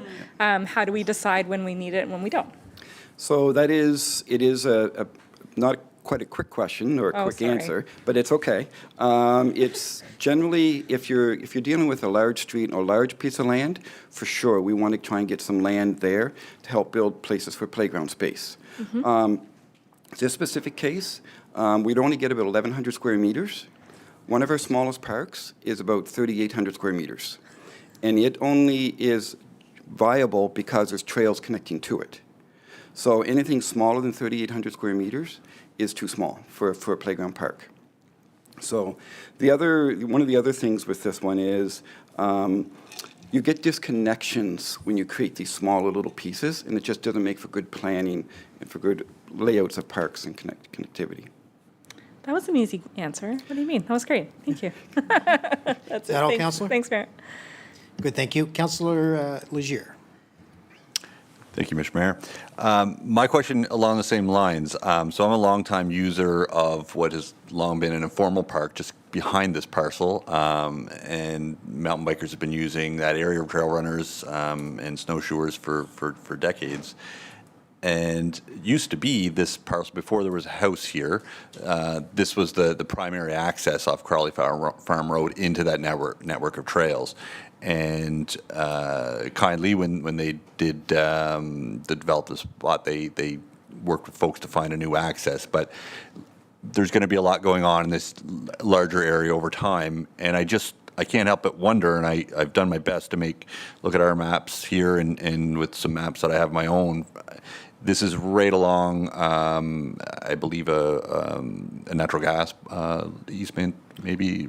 There's a sewer easement. Sewer easement, thank you. Water and a sewer easement in the vicinity of the area. Yeah. So when this was presented to the Recreation Department, was that a consideration for current or future access off of Crowley Farm Road? Not for a park, but for a trail connectivity using any part of this parcel? Right. So what will happen when the road from Crowley Farm connects up to Louis J. Robichaud or Leopold F. Bellevaux, that connection on that side, they'll be guaranteed to have sidewalk on one side and multipurpose trail on the other. So that guarantees you at that point that you got that connectivity through there. From in behind, it's a little bit more difficult to get trail systems installed because of the wetland setbacks and the trail setbacks 30 meters. Like that. So they took all that into consideration whenever they're looking at the area. One of the other big concerns and considerations was we're going to have, with the land purchase and the LFPP turnover, close to 114 acres of land turned over to us, just in that little stream area in the future, just north of where the bridge is going to be. So there'll be plenty of LFPP, plenty of green space in there. And with the land to the east of this new road, which will go through in the future, is all the UDM lands. As we know, based upon their campus now, they've got a lot of green space in there, and they're more than likely going to continue that type of green space over for both the residents that are going to live there and the students that are going to be there. I guess my concerns are, I understand all these things are happening, and I think of the time frame that this development, could be 10, 20 years before all of these things are in place in the roads. But today, and for the past number of years, this has been important access. And I know there'll be access off of Leopold Bellevaux Drive and that, but I'm just wondering, I know that I don't know exactly where the line is on the ground, but we're very close to an access point. So I'm worried about us making a decision without having been absolutely sure that we haven't removed the opportunity for an important connection, because we want multiple connections from different areas so that people can utilize this space to the best of our ability in the short term and in the long term. And some of these connections might be better in the short term, and it might change over the long term, but I just hate to be giving away, passing on an opportunity for a really clear connection without making darn sure that we cannot utilize that today. Right, and I mean, one of the, if we can go back to the map, when we take or do our calculations or our stuff on LFPP, you generally take it from the new lot that's being created, so you would not be able to get anything from the portion that's outside of the red on the line as well. So you kind of, then you're into the other landowners that are there, which is not this gentleman. So, I mean, they when in discussions with Parks, they never brought that up, any concerns, considerations about that connectivity for the trail systems, so. And sort of last question on that point. They are subdividing that. Do we know, just to offload that parcel, is there any planned development that would exist on this new parcel? Yep, there will be a new home built on that property. Okay. Thank you. Thanks. Cool. Is that all, Councillor? Good, thank you. Councillor Turner. Thank you, Your Worship. Just wanted clarification on I'm looking at the plot that we're dividing. In the bottom part of it, or the south part of it, 2401, obviously is the existing structure that's there today. 2402, just to the north end of this piece of property, was where the new structure will be located. So the driveway that looks to be there in green, shaded in green, is an existing driveway that's there today, and it will service the new house and the existing house. Correct. So they'll have to, so the existing house on 2401 will have to have a reciprocal right-of-way agreement over it to allow, because it's on 2402's property. I guess that was my question, yeah, because it looked to be, that's the right way would belong to 2402 and 2401. It's going to need some kind of an agreement there, obviously. It'll be family members that are on the new lot, so. And you know what, I thought they'd be probably pretty close friends, so it'd have to be, Yeah. but obviously 50 or 100 years from now, they may not be quite as friendly. True, but yeah. So that was my concern, I guess, sharing the driveway, but if it meets all the conditions, I understand, but that was the question, so thank you. Sorry, that is definitely one of the things, and it's part of my job to ensure that those connection points and the easements over them, or the right-of-way agreements over them, are put in place before I ever stamp a plan for registration. Thank you, Your Worship. Thank you, Councillor. Paul, I only have one question or comment more than anything. The property that council is looking at approving this evening is on private land. Correct. It's not city-owned land, correct? Correct. So this trail access to this new park that the previous council is leaning towards buying, we as a city will have to figure out a way to access that on our own property, not through private property. Correct. It's a twofold, through other property and then in larger lots that are able to be developed. We may be able to work with them at the time of getting some connection point through. But kind of as I mentioned previously, there will be that multi-purpose trail running up alongside one of the, more than likely the left-hand side of the street running up to service the area to gain access to all the lands up in there. Okay, as long as we're keeping that in mind and Yeah. our recreation, Parks and Recreation is looking at that trail on city-owned property so that we don't run into concerns down the road where you just explained it's a family, it could be, who knows what happens down the road. Yeah, So, for sure. okay, good, thank you. Sure. So we have a mover and a seconder. I don't see any other questions, so at this point, oh, sorry, Councilor Rozier. I just. Oh, hold on, there we go. Yep. I just want to propose, I think we can do this, an amendment to have us last look at this before we sign off, make sure that it's not cutting off potential access.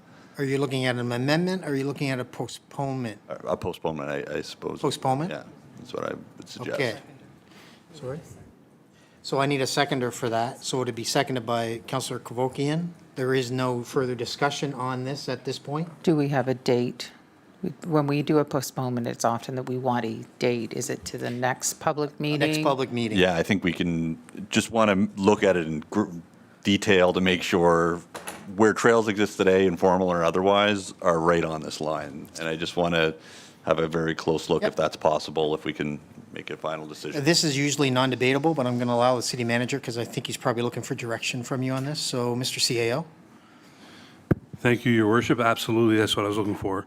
So staff will, again, go back to the recreational staff and look at potential access to future trails, city-owned, city-managed trails, and bring back, I guess, those findings or that review back to council for final consideration.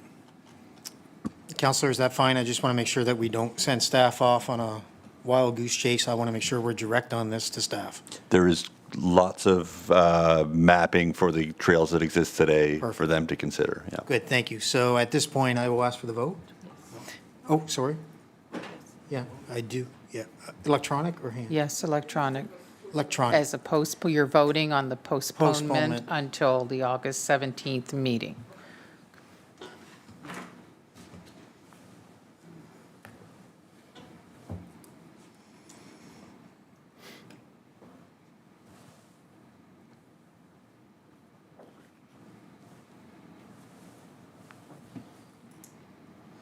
So motion passes.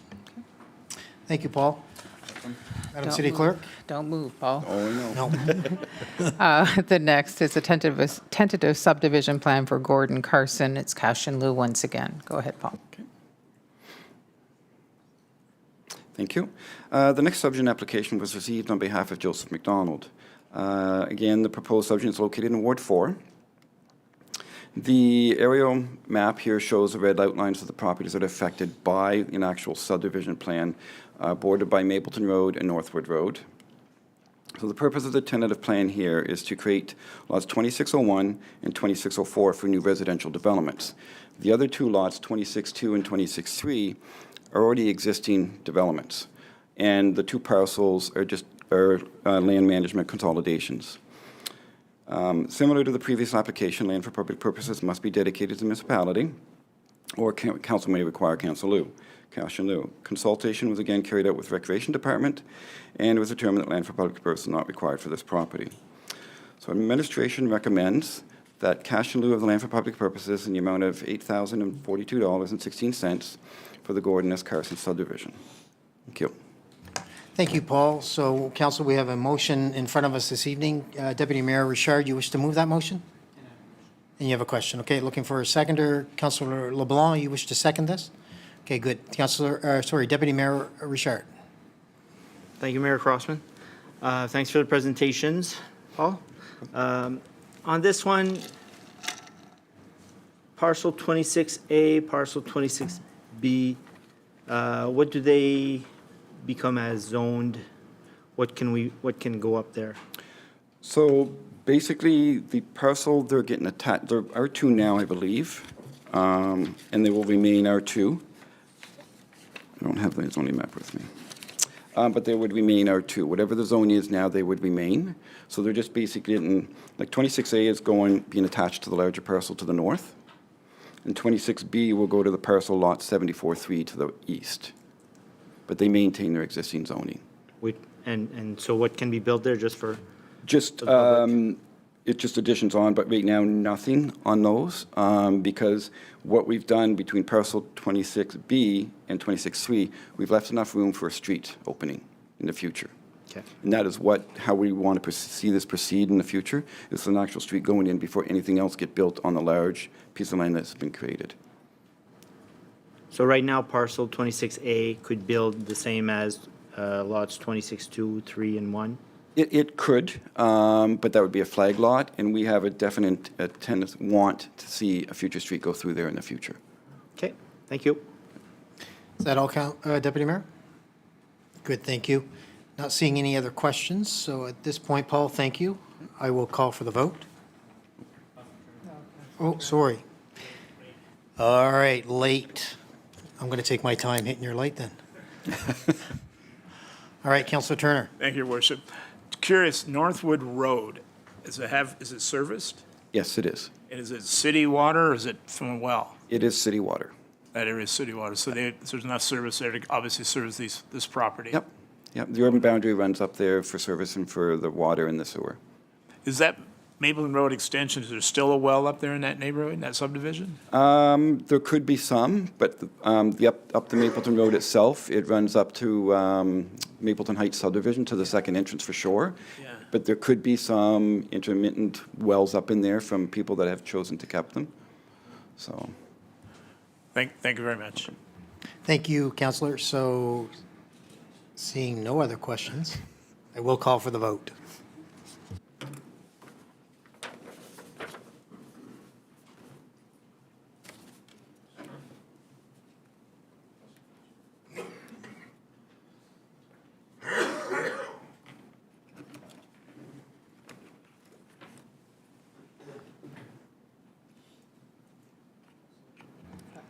Councillor Butler, could I get you to please vote?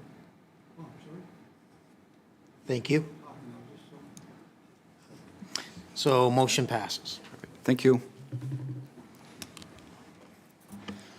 Next is statements by members of council, les exposés des membres du conseil.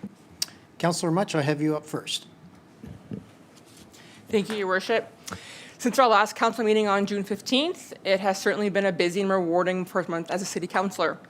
Depuis notre dernière réunion du conseil, j'ai consacré beaucoup de temps à écouter les résidents et les résidentes et à échanger avec eux afin de mieux comprendre les enjeux qui sont importants pour notre communauté. I've had the opportunity to connect with many Ward 3 residents through emails, phone calls, social media, and in person. Residents have reached out about traffic and speeding concerns, infrastructure projects, road reconstruction, housing, parking, and other neighborhood issues. An issue of particular concern is air quality in the North End. Councillor Butler and I are aware of residents' concerns and recognize that this falls under provincial jurisdiction. That being said, we will continue working with the province to advocate on behalf of our residents and ensure their concerns are heard and their quality of life is met. Je tiens à remercier tous les résidents et résidentes qui ont pris le temps de communiquer avec moi. Vos commentaires sont essentiels et m'aident à représenter les intérêts de notre quartier. Outside of council, I've enjoyed attending many community events throughout Moncton, including neighborhood block parties, cultural celebrations, local business events, and community gatherings. These experiences have reinforced just how vibrant, welcoming, and engaged our community truly is.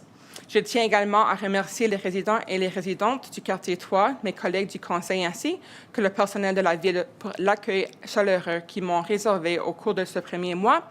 C'est un véritable privilège de servir notre communauté et je suis enthousiaste à l'idée de poursuivre ce travail avec vous tous. Thank you. Merci. Thank you, Councillor. Councillor Turner. Thank you, Worship. First of all, I'd like to apologize. Last public meeting, I didn't get the opportunity to speak because of a miscommunication on my behalf, so I apologize for this. But I wanted to take the opportunity to thank the electorate of Moncton for electing me as councillor at large for the next 4 years and serving as your councillor. I want to thank my wife Claudette for her support through all this. Obviously, the citizens, the neighbors, the friends, the people who stepped up to support us in our campaign. And Team Turner, who was with me back in 2016, still working to keep me, I guess, on council. I want to thank all of them for their support. And it's a great honor and a privilege to sit here around this table, and I do not take it lightly. It's something that I cherish very, very much. I want to also pass along sympathy and my condolences to the family of the late Robert Irving, who we lost in mid-May, May 19th, I believe it was. A real sad situation for our city to lose a man of his stature, of the contributions that he has made to our community. He arrived in Moncton in the early 80s, early to mid 80s. He arrived in Greater Moncton to basically sort of spearhead the Irving Corporation, I guess, in their developments in this market area. And it couldn't have come at a better time. We were just losing Eaton's, the catalog office. The retail was not shutting down, but downsizing. The catalog office shut down completely. In the same time, the CNR shops in around the 1985 area, they shut down.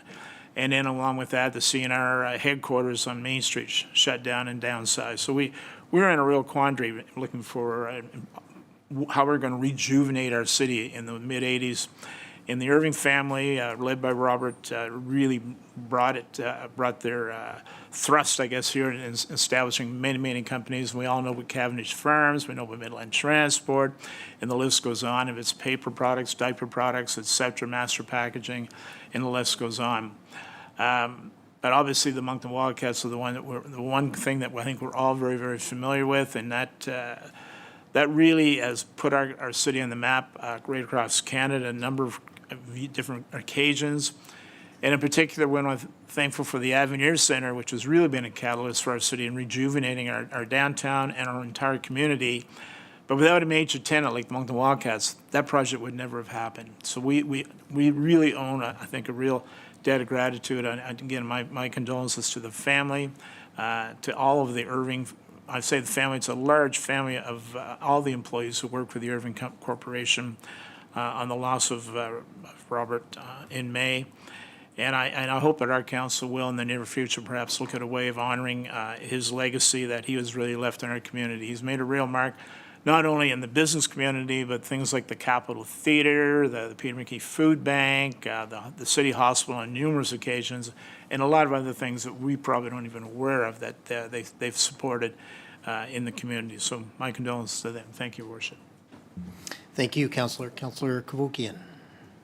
Thank you, Mr. Mayor. We've already mentioned that the Atlantic Nationals was in town this weekend, and I want to say that there were some aspects of the festival that were really fantastic. Most notably, I love that we were able and willing to shut down a portion of Main Street to vehicles and turn the center of our downtown into a pedestrian zone. If we can create pedestrian zones for a car-focused event, we can and should be doing it a lot more often for a lot more events. However, my plan to get to the Centennial Park portion of the event on Saturday was to bike there with my kid along St. George Boulevard, where we, as we all now know, we have a long stretch of bike lanes complete with bollards, which are supposed to indicate to cars that the line is not, that lane is not for them, and that line is not to be crossed. The fact that not one car, but blocks worth of cars took over those bike lanes on both sides of the street is unacceptable. The fact that they did so with impunity is unacceptable. And seeing photos of that behavior, we decided against biking to the event as we'd planned, which is unfortunate because it was a beautiful day, and that would have been hands down the best, safest, and most efficient way to get there. Bike lanes are a promise. They're a promise to bike users, micro-mobility users, e-bike users, and even mobility scooter users that their trip will be a safe one, consistently in a dedicated space. Bike lanes are a promise to parents like me that their kid or their teenager will be safer taking that route to their destination. Parking in a bike lane is unacceptable. Long lines of cars doing so is also unacceptable. And non-enforcement of our city's rules is also deeply unacceptable. The temporary use of AT lanes, active transportation lanes, and multi-use trails for non-AT purposes is the closure of a lane of traffic. And just like closing a road to motorists, this should come with advanced notice, posted detours, and a whole lot more respect. I can tell you that there was no St. George Boulevard 18-lane closure listed on the list of street closures for the festival. I can also tell you that over the past 6 months, I've heard from thousands of Monktonians that they want the rules in this city to be enforced in an even-handed way. I'm really disappointed in the totally foreseeable rule breaking associated with this event that seems to have been tolerated to some extent in years past and was not sufficiently addressed this year. This needs to stop. I'm looking, and I believe we've already talked about this, I'm looking to have a discussion about this and other unacceptable behavior associated with the Atlantic Nationals as soon as possible. And I'd like to suggest that the CAO be seized of the matter and be able to report back to us with as many details as possible for how we're going to avoid this next year. The behavior on Mountain Road, I think we've all mentioned, it was absolutely uncalled for. But removing aspects of our city to residents, right, whether it's their park space, whether it's the places that they use to get their kids where they're going, whether it's the promise made by bike lanes, that's also unacceptable behavior. And I want everyone in Moncton to know that I take this very seriously and that I think we should all take it very seriously. Thank you. Thank you, Councillor. Councillor Lugier. Thank you, Mr. Mayor. I'll just same theme, but very specific mention, and that's around access to Centennial Park during Atlantic Nationals. I understand the importance and the economic spin-off of this event. It is important. The community, the neighborhood surrounding Centennial Park in particular, and the West End, or where I live, we're really impacted. There's loads of people that come in and spend a lot of money, and that's great. I think it's important to note that lots of folks in the West End leave town for the weekend because of the disruption. And one thing that's come up year after year, and I hope will be added to the agenda in any debrief, is how do we make it possible for folks to be able to get out and run and walk and take their kid, their dog, what have you, from point A to point B, and sometimes that requires passing through Centennial Park, using the Firebreak Road, Centennial Park Road, and while still maintaining a perimeter that it's paid access only for the park for that weekend. I think there's a compromise to be had there, but I'm hearing from constituents, and this is year after year after year, of people out for the regular daily run, walk, that are being stopped and told, oh, no, you can't come through here. These are important corridors. Sometimes there isn't a detour available when you're talking about a place to run and bike safely, free of cars. So we need to find some compromises. This is obviously a extremely successful event. That's great. It's a time for us to come back to the drawing board and see how we make it as operationally sound and as positive, back to the superintendent's comments. How do we make this as positive as it possibly can be and minimize the disruptions to the neighboring community? Thank you. Thank you, Councillor. Councillor Butler. Thank you, Your Worship. I was hoping that the superintendent would stay, but he had to leave, I guess. I was trying to find the right thing to say before I maybe got myself in trouble over this one. So I'll try. First of all, when any event goes on like this, and you know it's happening, I'm very upset that we did that. What happened on Mountain Road through videos, I wasn't there, but to see one car spinning and the white smoke coming up from the tires, and then a police car driving through the white smoke. I got the number. I'll probably send it to superintendent what the car number was. And I don't blame the members. I've been to places when in my career, and I'm sure Councillor Guedette, the same thing, that you just don't have enough people, and it's safer for the members to stay in the car than to get out. And when you get out, you're very vulnerable to the crowd. And I understand that.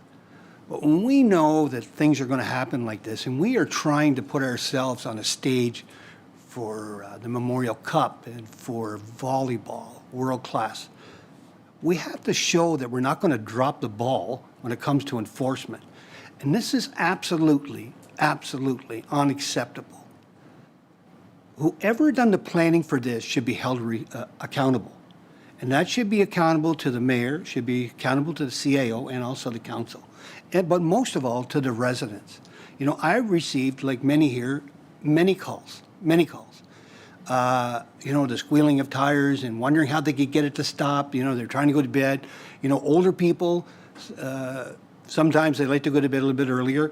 Even so, seeing the videos and seeing children and their parents out on the sidewalk trying to take photos and cars sliding sideways, and you don't know if that guy had 5 minutes of driving experience or 10 years. And to let that happen without shutting down that road is unacceptable. So when somebody comes to the mic and says, you know, well, we'll plan better for next year, that is all right, but we have to wait till next year to see how that's going to work. But we were told at the very beginning of the year that they weren't going to do the burnout out in, I forget where it is, it's out by Petty Kodiak. They do the burnout. They weren't going to do it this year. So what's that tell you? If you know the history, it's going to come to town, and that's exactly what happened. And what happened up there, is I say it again, is absolutely unacceptable. And it goes back to what I've talked about at council, I don't know how many times, is about critical incident numbers. We can't ask how many was on patrol that night because it's an operational. But critical incident number, for those that have not been around policing, is that when you start a shift, critical incident numbers mean that you have enough members that if something critical happens, like on Mountain Road, that every car in the tri-communities, Moncton, Riverview, and Dieppe, don't have to go and look after that situation, that they still can police Riverview, Dieppe, and the rest of Moncton. And that night, I don't know how many police cars are up there. They pretty well, there was quite a few. I don't know if there's any overtime hired. We don't know any of that. But I just know that whoever was planning that, whoever was on duty, that was the supervisor or who was the officer on call, dropped the ball. And I would really, really hope, Mr. Mayor, that when you sit down to get debriefed, that you make it very clear to the RCMP that this cannot ever, ever happen again. This is absolutely out of control. So I'll leave it with that before I get any more and get in trouble. Thank you. Thank you, Councillor Butler. I appreciate your comments. I appreciate all of Council's comments with regards to what happened on Mountain Road and the impact on our residents and the impact on public safety. One note here that I did make this evening, Councillor, is that the superintendent, quote, said that this will not happen again. And this is probably 1 year, maybe 2 years, maybe 5 years too late. But I am going to have that debrief, and all of council will be made aware of it as well. So, thank you, Councillor. Madam City Clerk, I don't see any other statements. Next are reports and recommendations from committee and private meetings, les rapports et recommandations des comités et réunions à huis clos.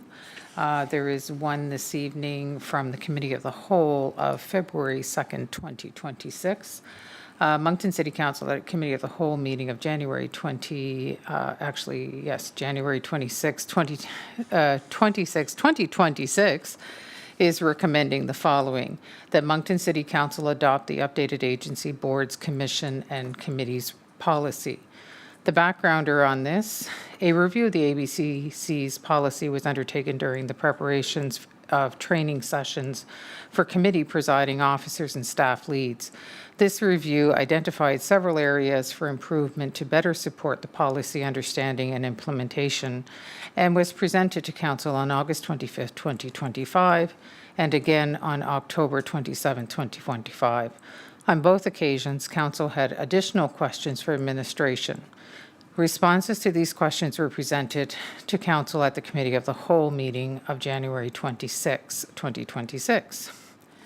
The motion was forwarded to Council at their City Council meeting of February 2nd, 2026, at which time the following two amendments were made and voted upon: that the annual review of ABCCs, when it is an election year, be done by the incoming council as opposed to the outgoing council; that the lead administrator report to council any inconsistencies within an ABCC. A subsequent motion was presented by Councillor Butler that recorded minutes of any meetings of the selection group for an ABCC be kept whenever a member is being selected, and that these minutes be made public subject to any legislative limitations. The amendment was not put to a vote, and the entire motion was subsequently tabled. As the motion was tabled, Council will be required to vote on the final amendment prior to voting on the original motion. Thank you, Madam Clerk. So I have, I guess, a point of clarification. Because this was under the last City Council and it was postponed, does that mean that we need the last City Council sitting members to move this? No. I just want to make sure No, because it's a being continue. postponed. Because and voted on. elected a council is a continuation of Okay. the previous council. Okay, good, perfect, thank you. All right, City Council, so we do have a motion on the table this evening. Looking for a mover and a seconder. Yeah, we need to vote on Councillor Butler's amendment Okay, so, prior for recorded minutes of any meetings for the selection group. so that'd be the first motion that we will Yes. vote on? Okay, so Counselor Butler, you wish to move that motion? I do want to have a question, just a statement. Okay. And Counselor Richard, you wish to second. So Counselor Butler, you have a statement? Thank you, Your Worship. The issue is behind this is that we're sometimes asked over the years to almost rubber stamp appointments. And it comes to us at the sometimes Friday before the Monday meeting. And we have no idea what was said in the meeting, why things were selected. Every one of our other meetings, or a lot of them, are always recorded as notes. So if we go back and want to find out, like, why did you make this selection, not that selection, that we can do that. But it's never been done. So I believe that we should have access, if we're going to make determination on anybody that goes onto any committee, that we should be able to go back and see why the committee selected certain people. So that's what it's about. Thank you, Your Worship. Counselor Turner, you have a question on the vote? The question I have, I guess, is on the, probably not, this is an amendment here, right? Yes. Not on the amendment, no, on the actual. Okay, so we're going to vote on the amendment first, and then we'll come back for your question. Yep. So this goes to electronic vote? Okay. So the vote, I'll call for the vote.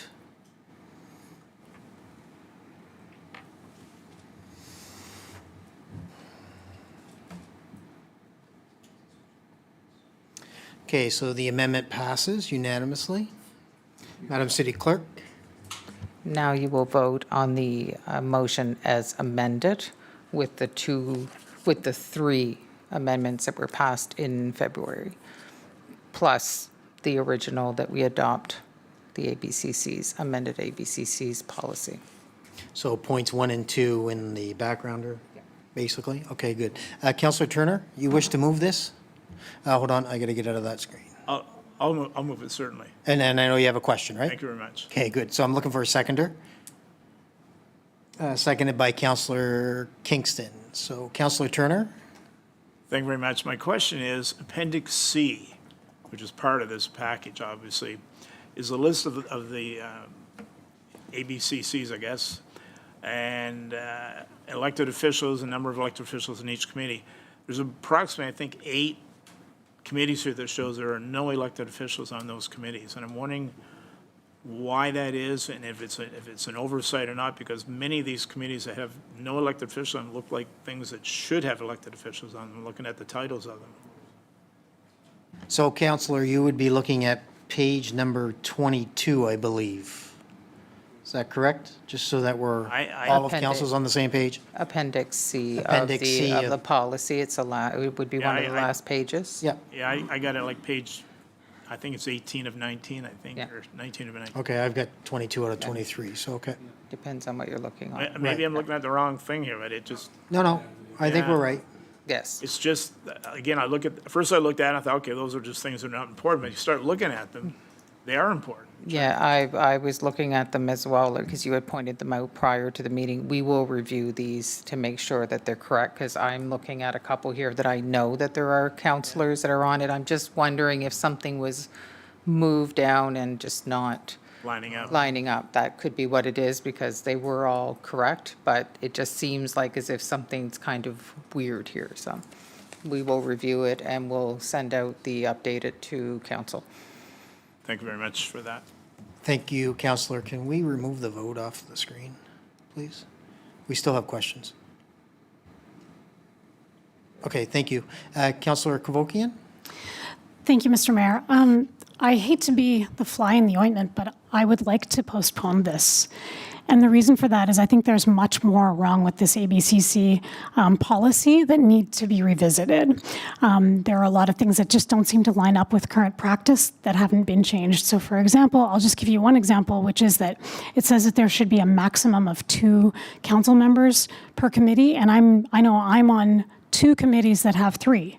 So, and I have a list of other things that I could go through line by line in here. I think this gives a little bit too much power to the mayor to make these recommendations. And I think that's both, a problem if you anticipate that a mayor in the future might not have perfect judgment, but also just in terms of, the mayor being someone who does the work of council and by the will of council. I think council should be more involved than simply being able to vote up or down on a list compiled by the mayor. I think, when this became an issue under the last council, there was, in fact, an issue with precisely this problem of voting up or down on a list, and no change has been made to that I'm aware of here that would fix that. Another thing that is an alarm bell for me is under Section 8. Persons selected for an appointment must be a resident of Moncton or own and or operate a business with a Moncton address. Because it doesn't say how many members could be this owner or operator of a business that doesn't live in Moncton, we could actually risk a situation where we have an entire ABCC stacked with people who don't live in Moncton but just happen to work in a specific industry. So to me, these are just, that's just a smattering of a bunch of things that I've written down here that I think indicate that there's more to be done. There's more work here. So I cannot support passing these changes without actually digging into it and passing others. Thank you. So I did hear you say motion to postpone. Yes, that's correct. Okay, we need a seconder for that before we can venture away from this. Councillor Doyle, you wish to second this? Okay, so there is no more discussion on this matter. Councillor, I can confirm, or maybe you can confirm to me, that in the CRF, the last page explains when it gets to the mayor. So I don't handpick these candidates that are coming forward. I don't want the impression that I picked XYZ to be on a committee, because there is throughout this policy, there is a process. And you can see that in the last page, that it's step number 4 when it gets to me. And then I share these with council. So I just want to make sure that we're clear on that. That's all. It's just, absolutely. you gave me the impression that I was picking them. No.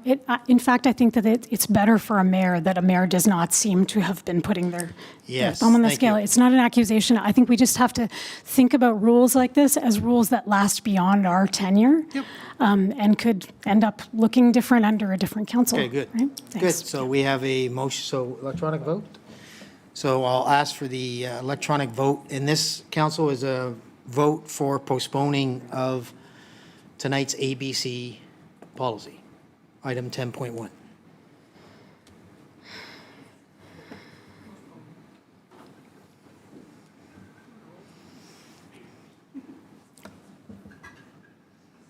So it passes unanimously.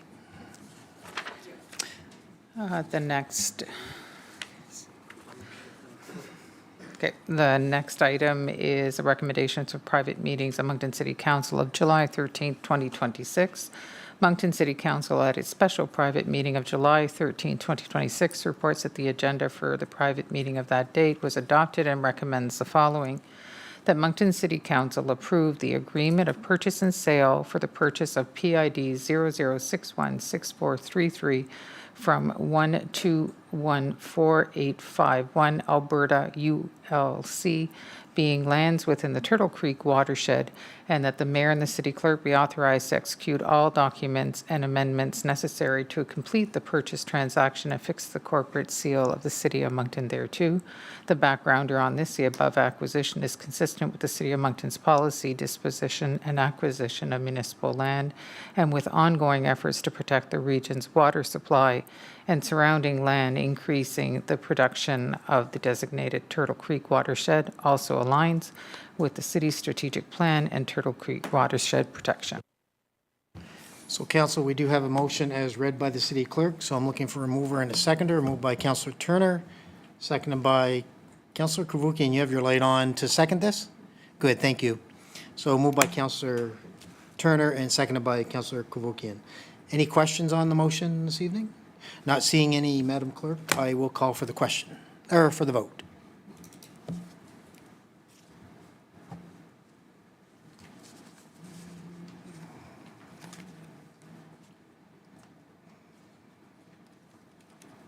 So the motion passes unanimously. Madam City Clerk. Next are reports from administration. Les rapports de l'administration. The first this evening is quotation QP 26036, Commercial Electrical Services and Underground Repairs. The motion before council this evening is that Moncton City Council approve the award of quotation QP 26036, Commercial Electrical Services and Underground Repairs to the following bidders, meeting the terms and conditions and specifications set out in the quotation, being Roadway Systems Limited for Section A, Electrical Services for Underground Repair, and Section B, Commercial Electrical Services at the unit rate specified in the firm's quotation submission, which represents a total of estimated annual contract value of $743,600.93, including HST at 15% for 1 year. I believe that continues. Period with options to extend the agreement to a maximum of 4 additional 12-month periods if it's in the city's best interest to do so. Thank you, Madam City Clerk. Deputy Mayor Richard, you wish to move this motion? Okay, good, thank you. And Councilor LeBlanc, you wish to second this motion? Good, thank you. Deputy Mayor Richard. Thank you, Mayor Crossman. Not sure who would have been presenting. I see Tanya's name was there. Or maybe Alexandre, I see her there. We only got one bid on this. It's electrical. We have tons of contractors in the area. Only one contractor bid on this. Alexandre? Thank you for the question. We've been discussing this. We obviously don't like when we have a single bidder only. In this case, we believe it's probably driven in part because of some of the requirements we have in there, like traffic, electrical, capital projects, where it's not just necessarily commercial type of electrical work. So we already started to think about in the future if there could be different ways to tender it so it would attract more bids, maybe like isolate a portion of the work and the rest of the work being another tender. So we've been thinking about this, recognizing that it is not a situation that we do like to have when we can avoid it. So Not with that many contractors in the city. I mean, it's really weird to see that. If it's breaking it down into different, I know one tender is a lot easier than a dozen, but yeah. No, thank you for the clarification. Thank you, Councillor. Not seeing any other questions, so I will. Yeah. I will wait a second. We have all of council here, so I will call for the vote.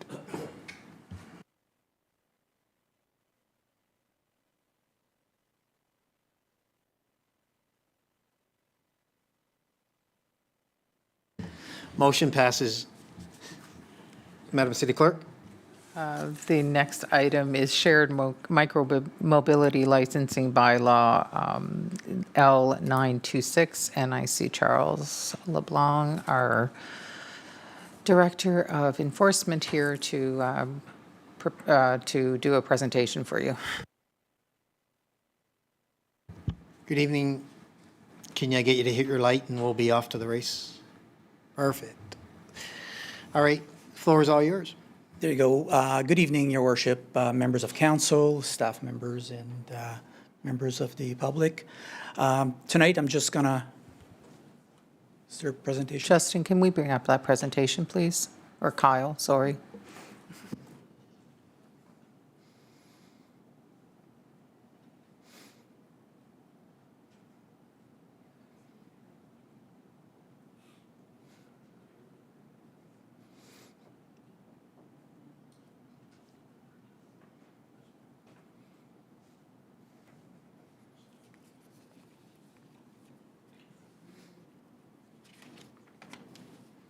There we go.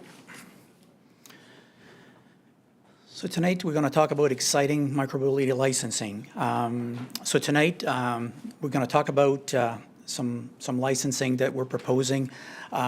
Tons of work has gone into this, and tonight I have France and Leslie with me later on if you guys have any questions for them.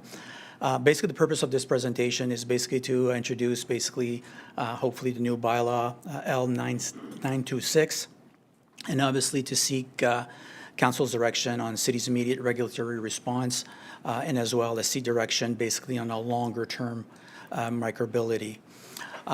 We're here today, back in September of September 22nd, 2025. This was brought forward to council, and then basically it sat for a while. There was tons of work done basically from internal staff.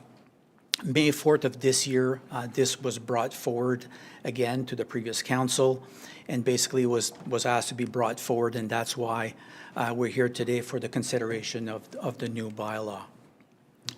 Why this matters is before you today, is basically shared microbial services are already emerging in the greater Moncton area. As if you guys have seen, there's a lot of these, we'll call them e-scooters on our street. Currently, there's 2 companies that are operating in the city of Moncton.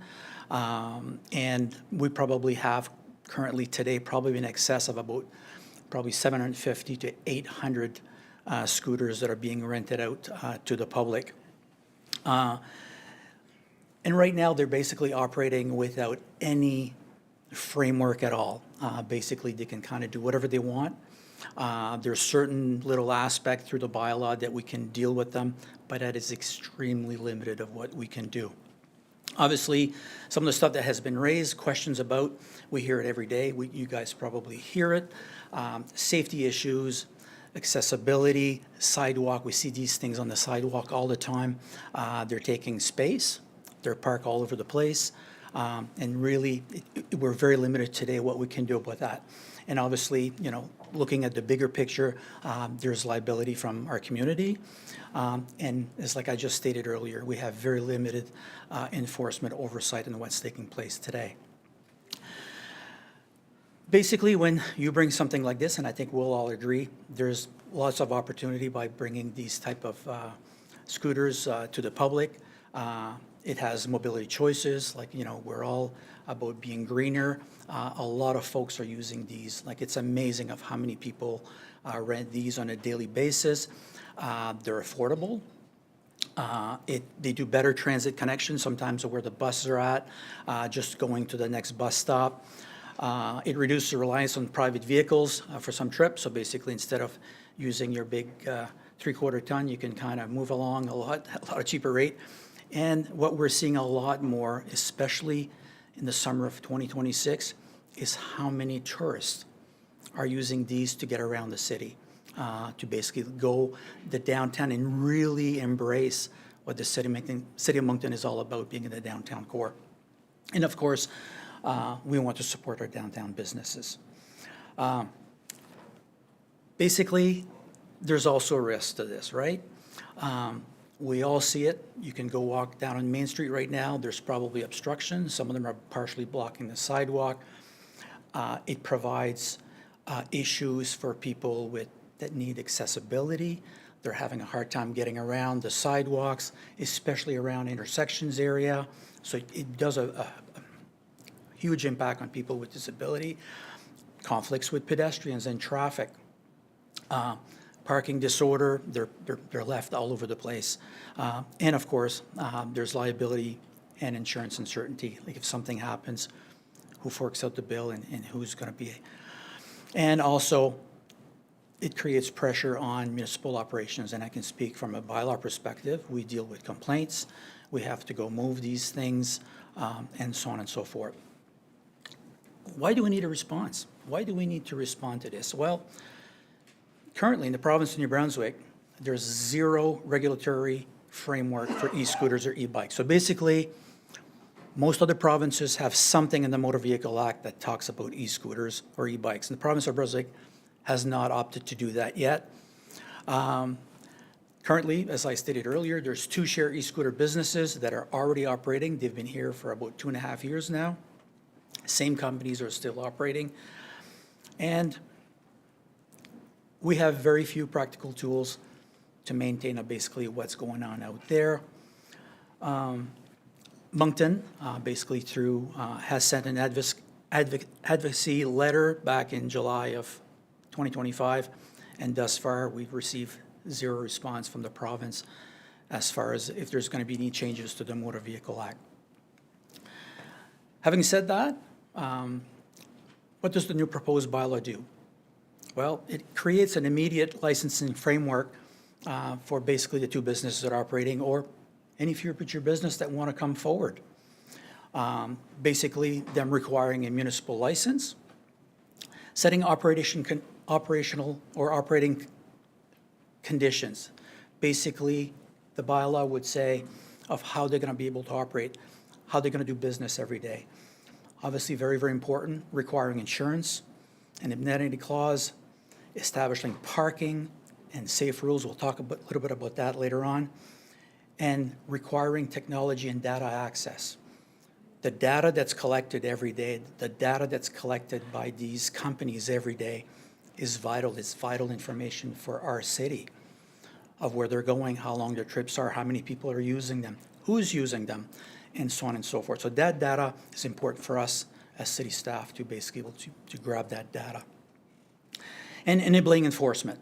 Currently, like I said, we can do very, very little at what's taking place. And if there's framework out there, then basically provides my staff, bylaw, and even the RCMP, be able to enforce like all sorts of different things. And I'll talk a little bit more in a minute about the enforcement part. Is basically this licensing gets into, I'll call it, indirect enforcement. So basically, a license is required. So if this was to go forward, each company would come forward, require a license. If they meet their requirements, a license would be issued. Conditions would be imposed on these companies, such as basically plans how to operate, how they're operating, and data collection and all that stuff. And then it would provide us staff in bylaw. Basically, we can monitor their operations. We would have access to their data. We can see what they're doing every day. We can see where they're going, how many person are using the scooters, where they're going. Are they being used on trails? Are they being used downtown? Are they being used all over the city? Cross borders between our colleagues in both in Dieppe and Riverview. And most importantly is that it'll provide us some information to do some enforcement. The obligations under this framework is obviously to obtain and keep a license. And they would obviously would have to provide us, because right now we have relatively no idea. They've been pretty open with us, but it would provide us with a business name, provide us with contact information that we would know where they're at all time.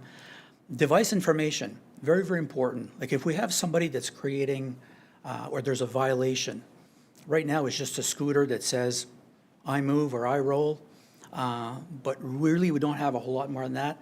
So part of this process would be that each device would have almost like a license plate. It would have an identification number in the unit, basically it could be identified, and then we would know where to go with that. Again, obviously, each businesses would have to provide us with all the insurance and all the big framework that my legal team really wants to see to make sure that the city, we're all safe. An implementation plan of how they're going to do and what they're doing and where they want to operate and so on and so forth. And obviously, we're going to make sure that there's some sort of an annual fee in order to do this.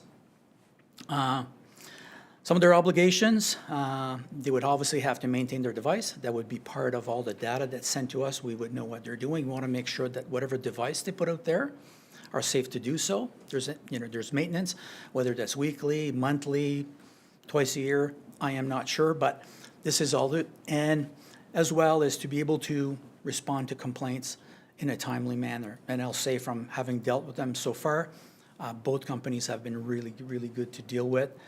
And actually, going to my next point, they actually support enforcement. Surprisingly, both companies want to work with us. They want to work with the city. I know our director of legal has met with both company owners, and they've been more than helpful to work with us and open and sharing basically a lot of their data. And obviously, it's like I mentioned earlier, we want to collect and share operational data. and basically, be able to report any type of incidents, whether 24/7, like we operate. We have a dispatch that all information, anything that happens is reported to us immediately. How do we manage public safety and space? As I said a few moments ago,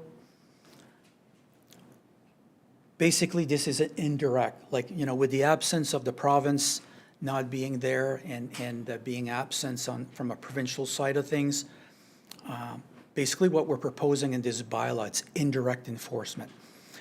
No sidewalk riding. How do we do that? Well, we've all heard of geofencing, part of their programming. They can stop basically these e-scooters or basically from riding on our sidewalks. We can determine what those zones are.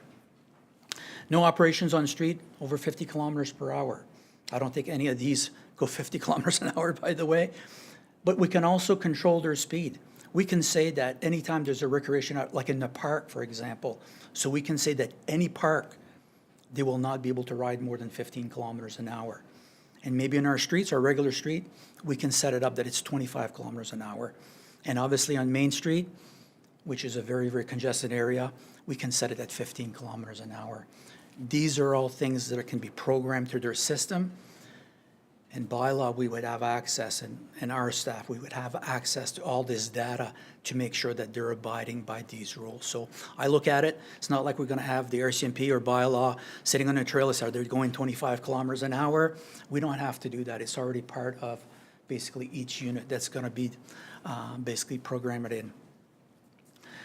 Furthermore, the device must not obstruct sidewalks, curb, ramps, bus stops, driveways, intersection, entrances, municipal infrastructure.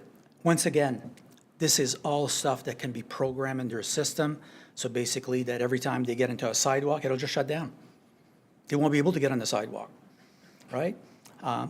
And so on and so forth. So this is all programmable stuff that at the end of the day, this stuff will not happen. Right now, like basically some of our biggest things, they're on the street, they're on our sidewalks downtown. This is where we see them the most, right? They're blocking. This can all be avoided, basically, if we have control of what's taking place.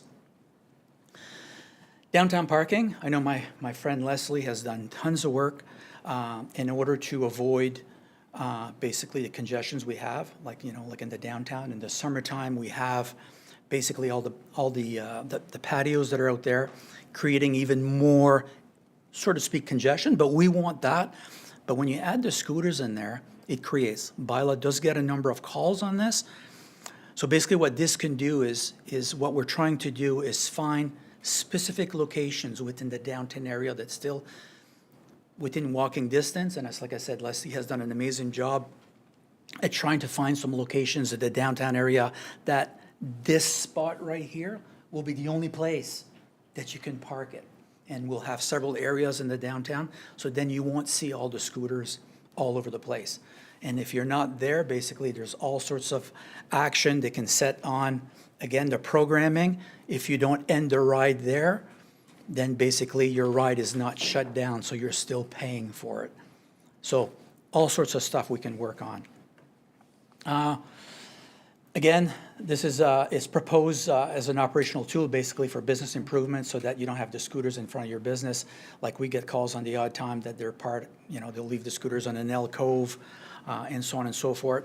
And obviously it's intended to support orderly parking and reduce sidewalk obstructions, aim to promote accessibility, very, very important, provide predictable parking locations, and potential locations are still under review, but I think we're pretty close to finding some good locations for that. And how the city can respond to these conditions. There'll be all sorts of conditions. Obviously, we don't want these scooters running around year-round, because there'll be all sorts of accident.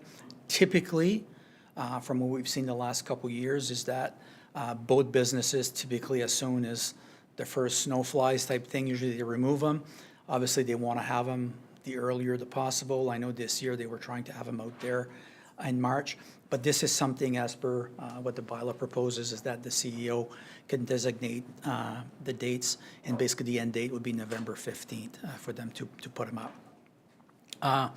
Other conditions, obviously if snowfall start earlier, we get snow, God forbids, in October. Basically, we can have some sort of, restrictions on it, ice events, flooding, high winds, hurricanes. There's some pretty self-explanatory. How do we monitor compliance? As I said, we would have access to the operator's software, and I can tell you right now, both operators are wide open and providing us with their software and actually see everything that they're doing. We can ask them for annual reporting. I would probably, I think they'd be open, obviously, to even provide it probably on a monthly basis. Amazing information for our staff, for our tourism, and so on and so forth of what's taking place. Also, 24-hour incident reporting, impounding of non-compliance device, recovery of monitoring and compliance costs, and obviously licensing and revocation of their license. So basically, we're proposing currently that there's a $50 annual fee for each device. So if you have 300 devices, well, you're looking at, do my math, $15,000. $50 daily impound fee. If there's some sort of an issue, we would impound it. Administration fee, and obviously fines from there can go from starting at $140 up to $2,100, depending if there's conviction and multiple, obviously, convictions and so on and so forth. Not the long-term strategy. This bylaw is, obviously right now, it's an immediate municipal response.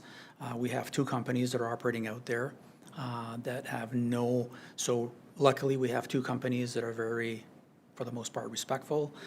They want to work with the city of Moncton.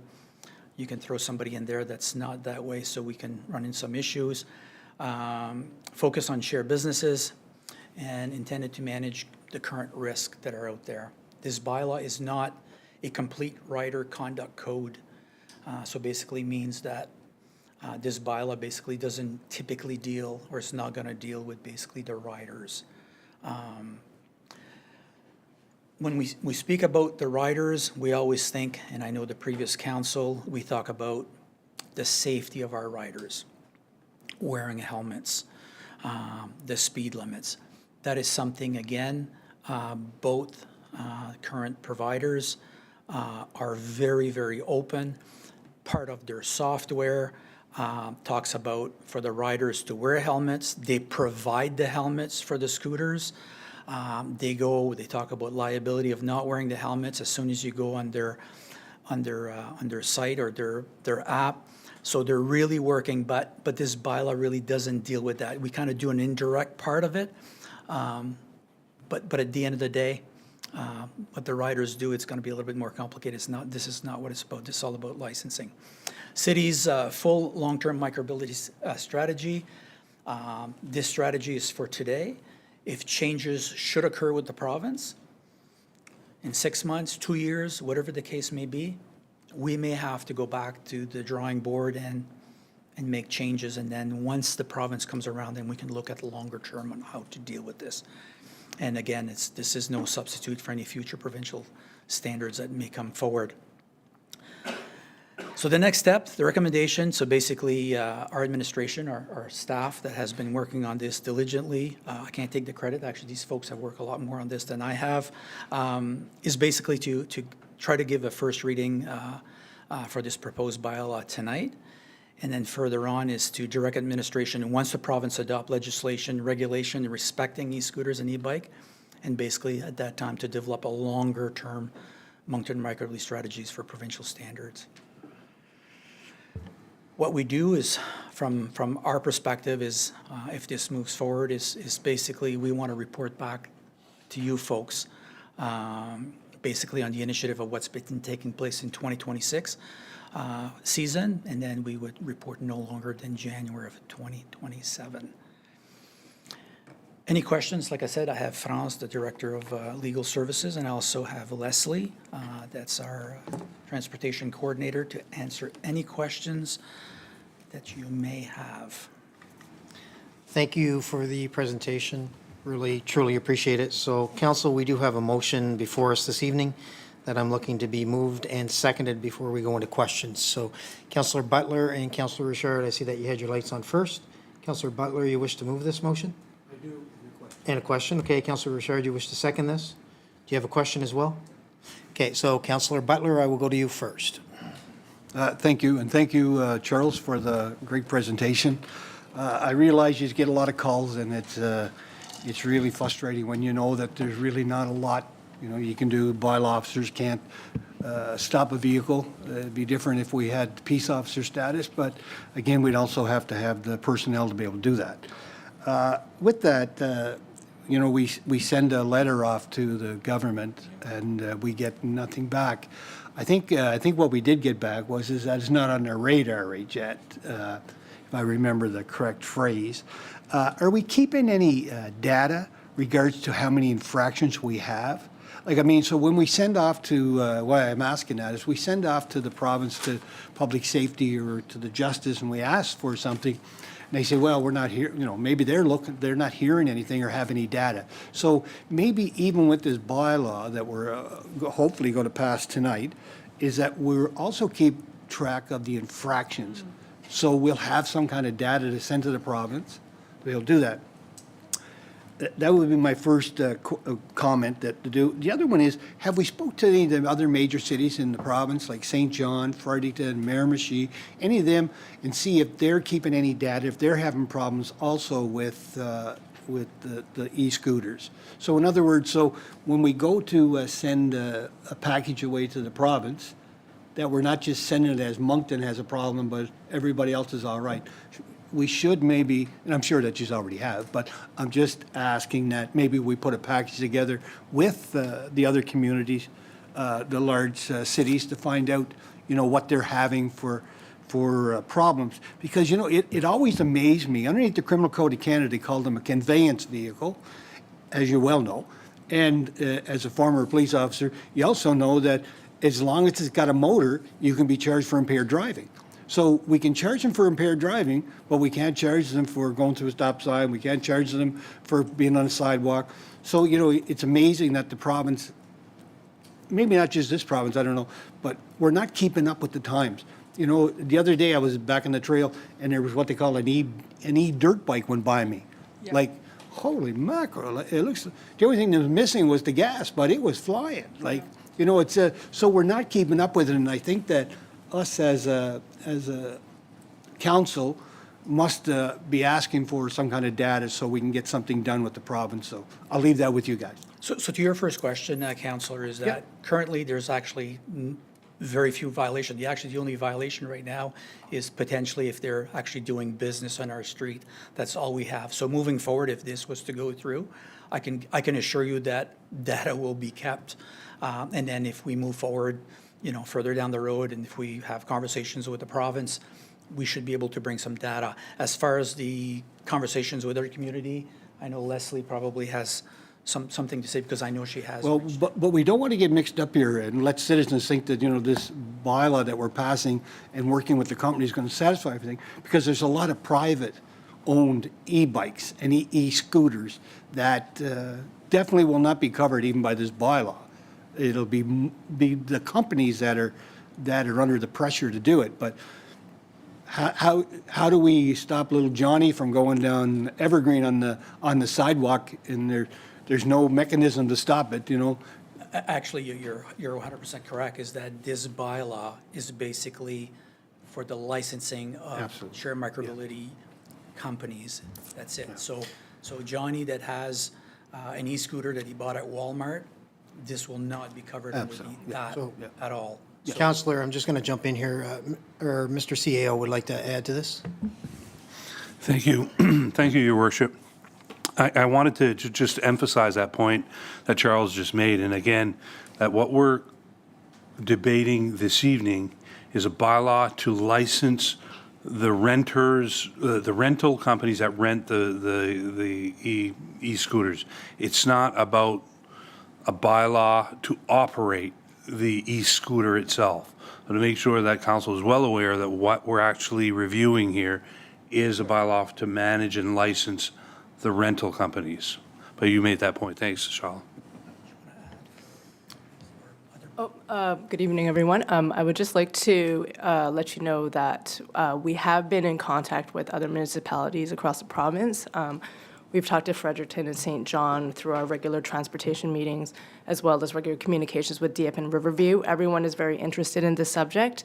Moncton is a bit of a guinea pig because we are the first, we're one of the first cities here to have 2 companies that have established here with quite large fleets of micromobility devices.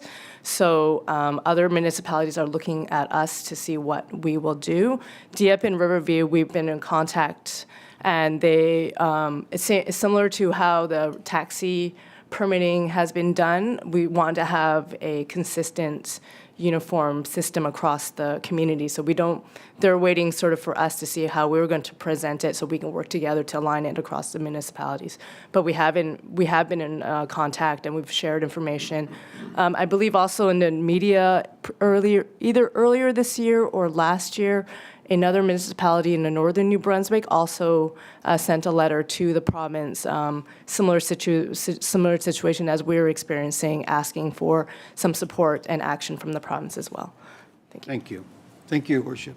Thank you, Councillor. Deputy Mayor Richard. Merci, Matt Crossman. Thanks for the presentation, Charles. So let's say this hopefully gets first reading tonight. We'll need second and third reading, hopefully soon after.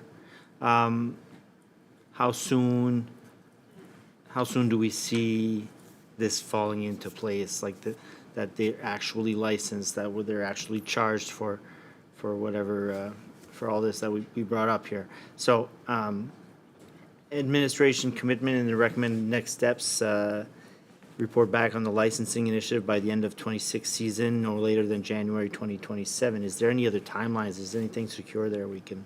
So I'll let France speak to that. Good evening, councillors. Good evening, Councillor Deputy Mayor Richard.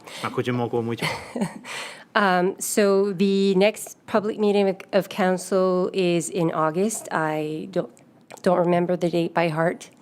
August 17th. So if council passes the first reading this evening, it will go for second and third reading at that meeting. And I believe the bylaw currently says that the business owners have 30 days after the passing of the bylaw to apply for their, so we're giving them a grace period. If council wishes to change that, we can absolutely do that. But there are conditions, as Charles mentions, and requirements from them for insurance, indemnity. There's a bunch of stuff that we're asking from them.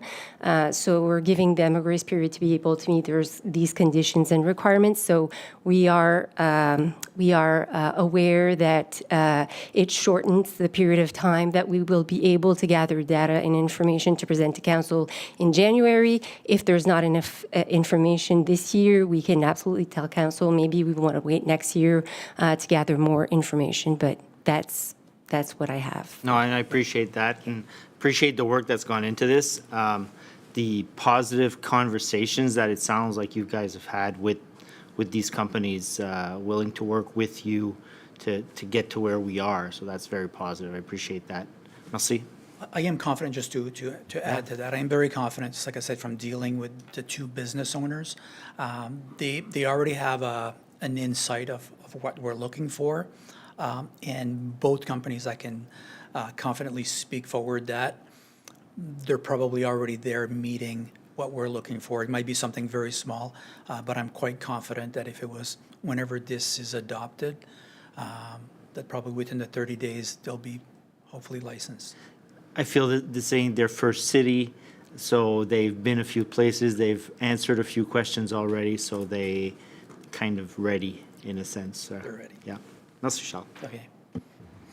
Thank you, Deputy Mayor. Councillor Legier.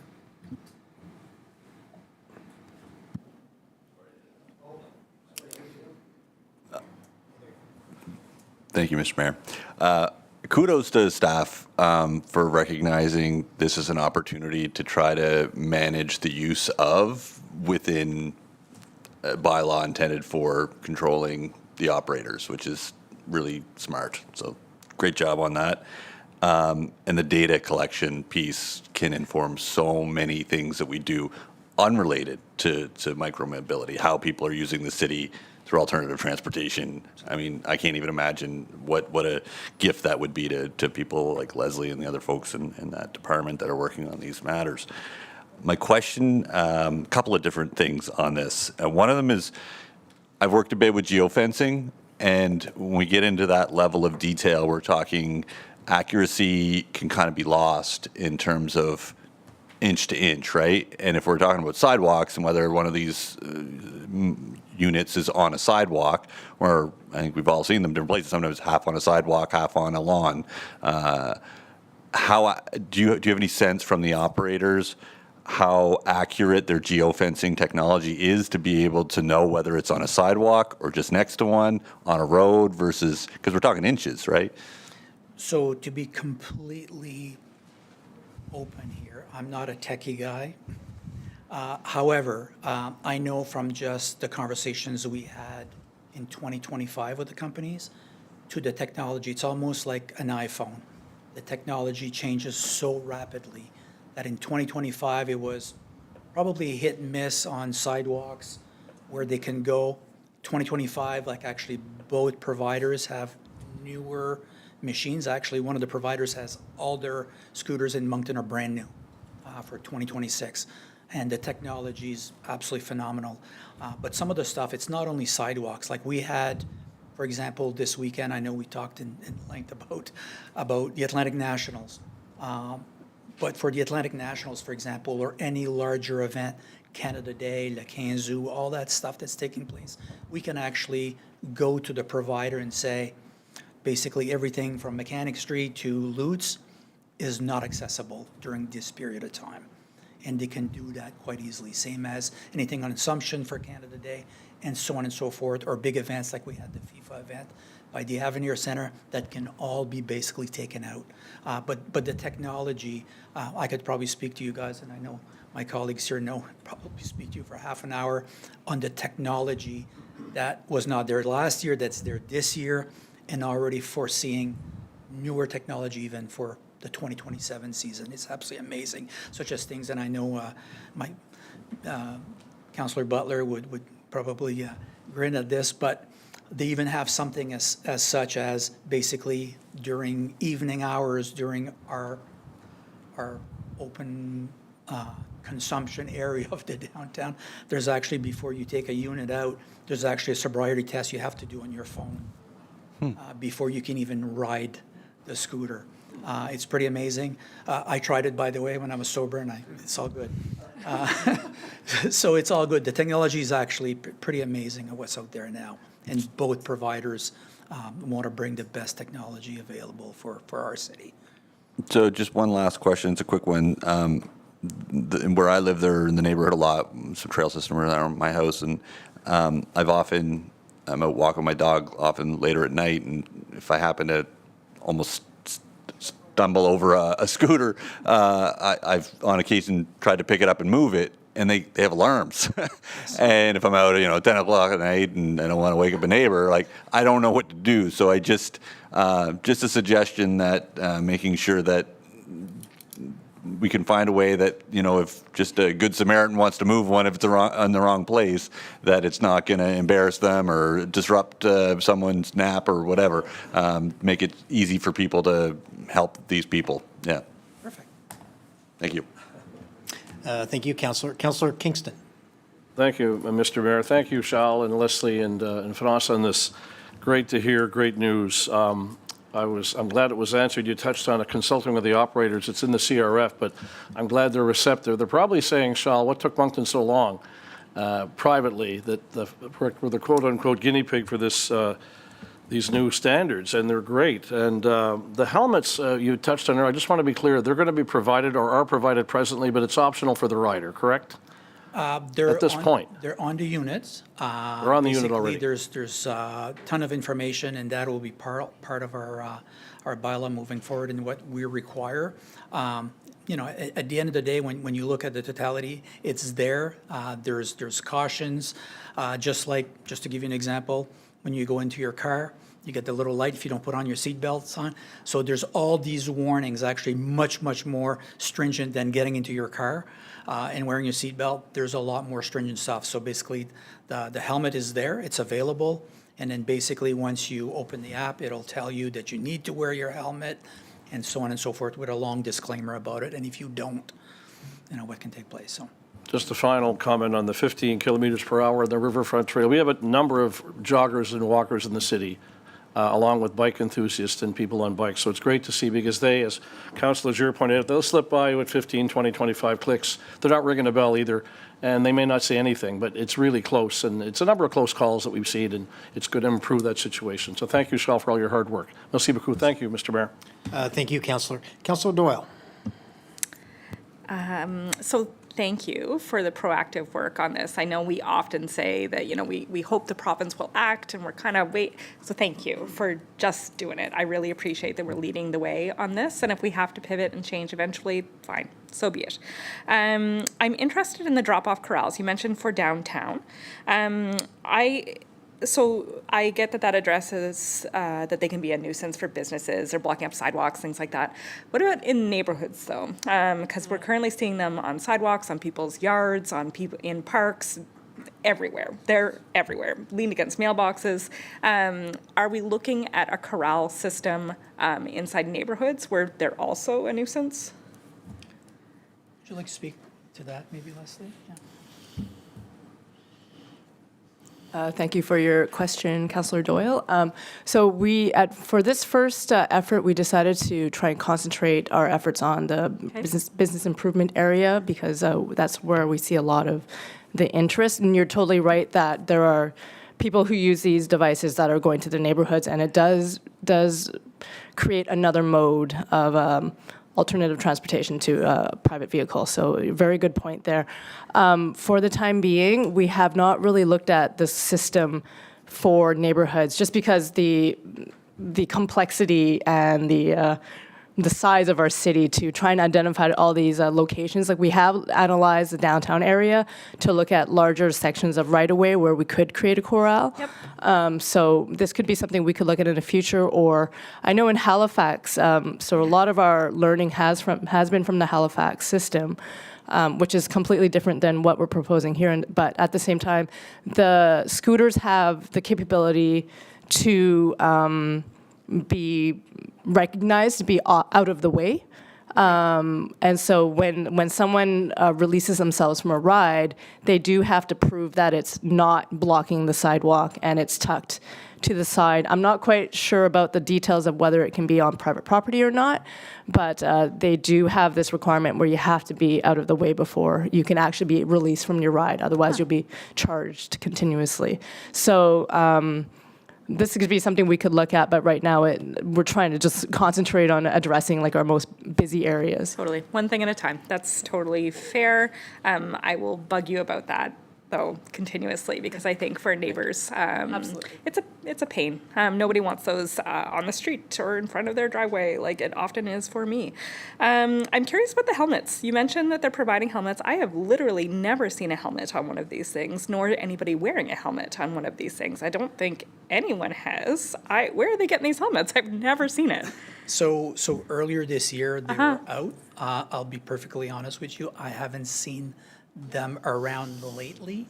I know they were there quite a bit last summer, and I think it's dying because we have zero framework to be able to work on it. And then if this was to be adopted, then it gives us tools to do some enforcement. Great. Yes, I would like to see that in the same way that we enforce it with bikes, or don't enforce it, I guess, depending. Yeah, I've never seen a helmet on one of these things. Kids, adults, no one is wearing helmets on these things for sure.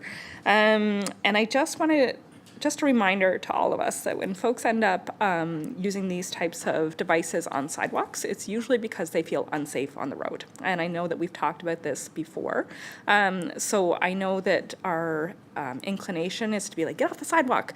But I think we should be taking that as a bit of a red flag that our transportation corridors don't feel safe for folks using versions of active transportation micromobility, that type of thing. And so if they are ending up on sidewalks with this treasure trove of data that we're about to get, it would be really great because that could help us identify where we might have some gaps of why are we ending up on the sidewalk? Because I have the feeling it's because the street is terrifying.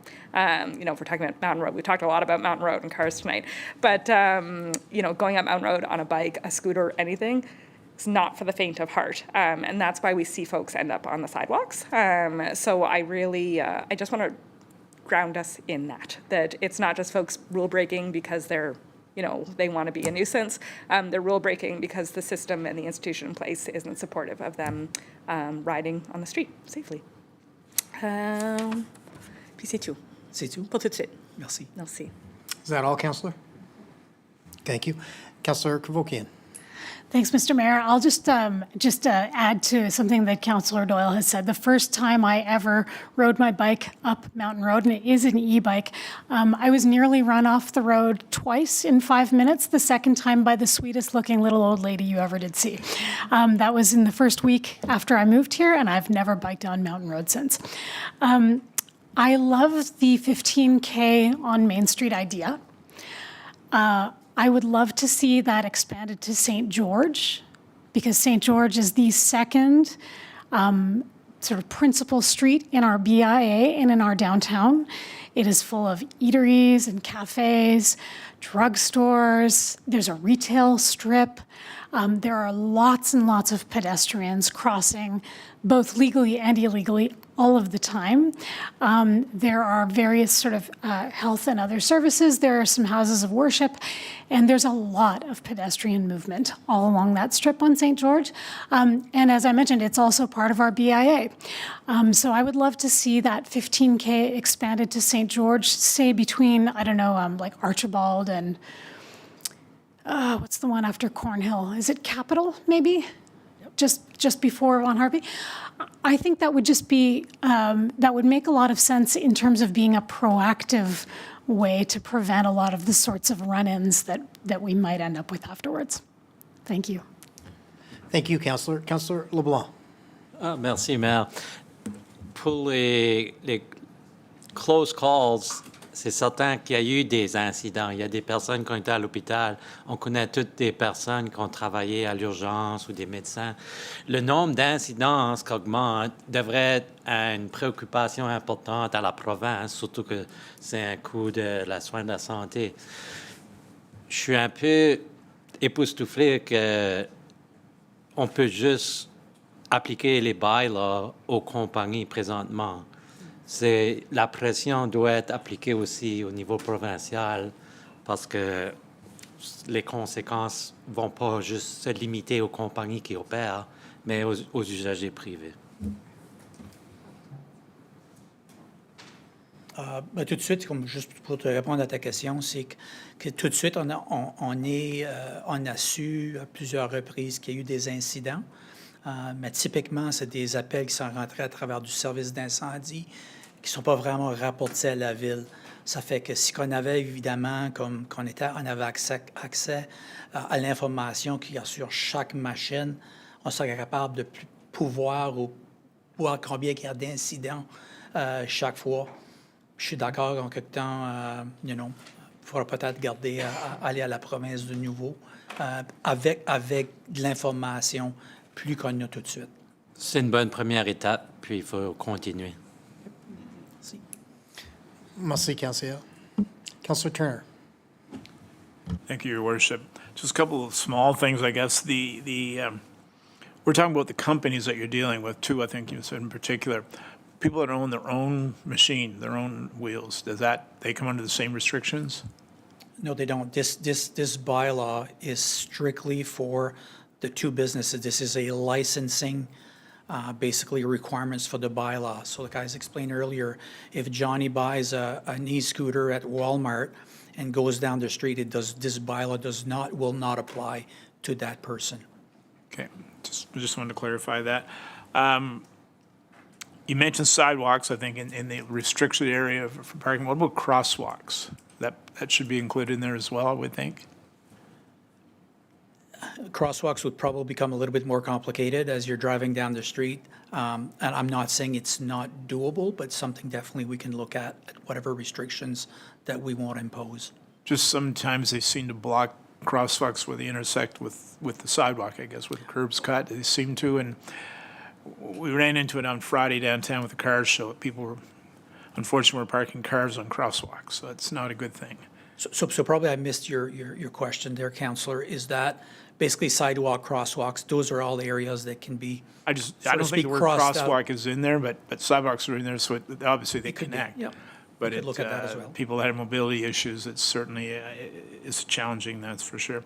I just want to say, close my remarks off that Councillor Butler and myself, back in our last term together, we dealt with booters quite significantly and were able to get rid of the boot out of Moncton. But in doing so, the people we were dealing with really were not very friendly towards us, I guess, the best way I can say it. So you prefaced your remarks this evening by saying the two companies you're working with are very, very anxious to work with us and very agreeable. And it's nice to see that feeling of cooperation. I think it sort of sets the tone that we can actually make some progress here and do some good work. We didn't quite have that feeling when we worked with the booters. It was quite the opposite. But anyway, they're long gone, and it looks like we're off to a good start here. So continue the good work, and thank you. Thank you. Thank you, Worship.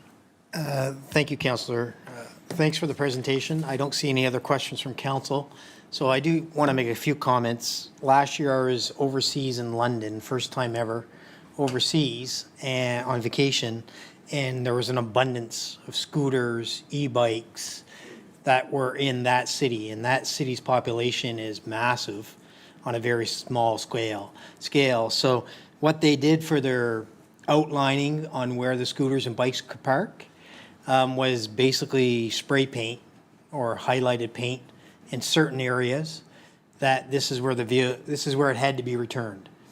And I can tell you now, a lot of the bikes weren't standing up. Kickstands weren't being used. They were just laying there, and the helmets were in the baskets and things along this line. So I think it's very important, because I do know over the weekend, I believe in Ontario, somebody lost their life on a scooter. But that's not finalized yet. That was a personal scooter from what the footage that I saw. But one thing is certain is we need to make sure that they are doing what they're supposed to do on our city property and our city streets, and that they do have the helmets as an option. I know it's hard for probably them to force that. I think we did a very good job as the city back in the day at our rinks and enforcing helmets at our rinks, which are currently, being offered as well. So, but this is through a private company. So, hats off to you. I know I've been on the previous council where we had this discussion for seems like years on this file, and I'm glad that you did your presentation this evening, because council is new, and it's good for them to understand what the previous council was working on with staff and how you've come to fruition of today. So this is very good. So with that said, I do see our deputy CEO wishes to chime in as well. Thank you, Your Worship. Just on Councillor Kabukian's comment about adding the speed restriction to St. George as well, just wondering, are the mover and seconder okay with that? And is there anybody on council who has any concerns with that? Otherwise, we can add that to the bylaw going forward for second and third amendment. So that was just St. George. Yeah, it's just St. George. So with that said, and I'll look to you, Nick, on this as well. I know the Riverfront Trail talks about 15. Maybe it should be 10, just to slow those vehicles down. I know that people are always in a rush, and they're going in and out of people along the trail system, along the waterfront. So is this another, and I know I can't make that suggestion, but I'd like to make that suggestion that the trail be 10. I know I can't make it, maybe another city councillor.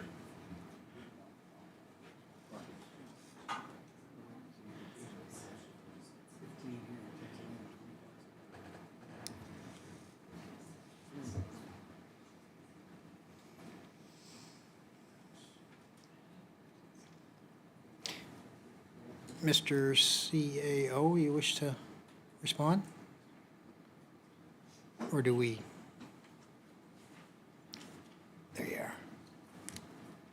I was just asking Nick if we could adopt the first reading without the speed limits, take that information back and bring it back forward to set speed limits at a future date so that we have the framework of the bylaw that allows for the licensing, the conditions, and then we can finalize the conditions of the license, such as speed limits, at a future date without it specifically being in the bylaw.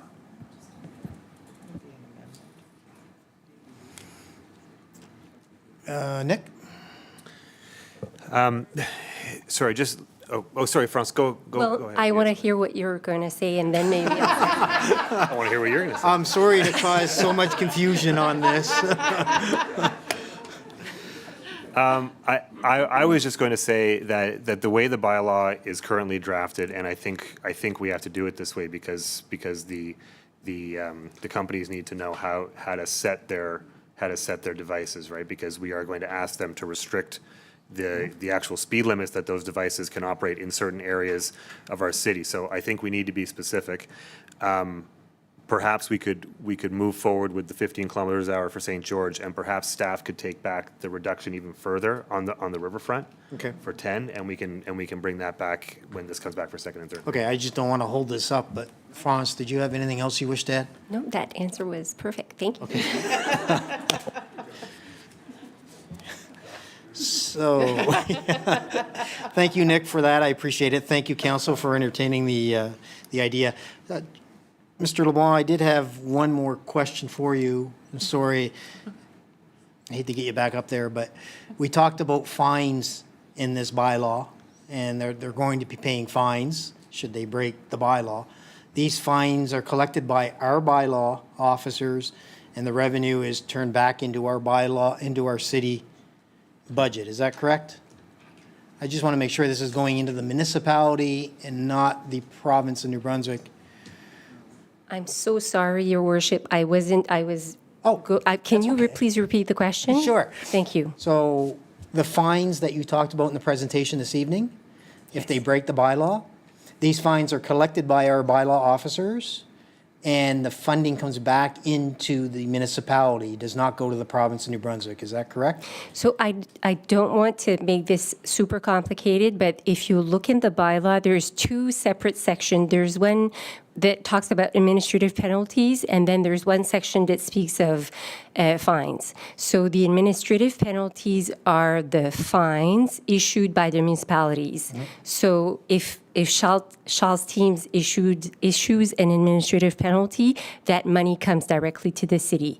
If a fine is issued, that's something that's brought to court, and that's issued by a judge, and that money wouldn't come directly to the municipality. It'd be funneled through, I don't know how it comes back to us, I'm uncertain about that, but it's not payable to the city directly. Okay, good. Thank you. Yes. I appreciate that. So, council, we do have a motion before us, so I will move on to the calling of the vote.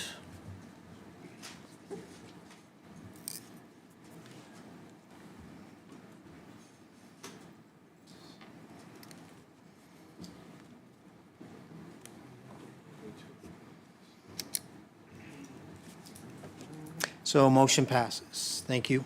Madam City Clerk? Okay, the next item is the 2026 plumbing fee change, and Sarah Anderson is here to present that. Give me a second, Sarah. There you go. All right.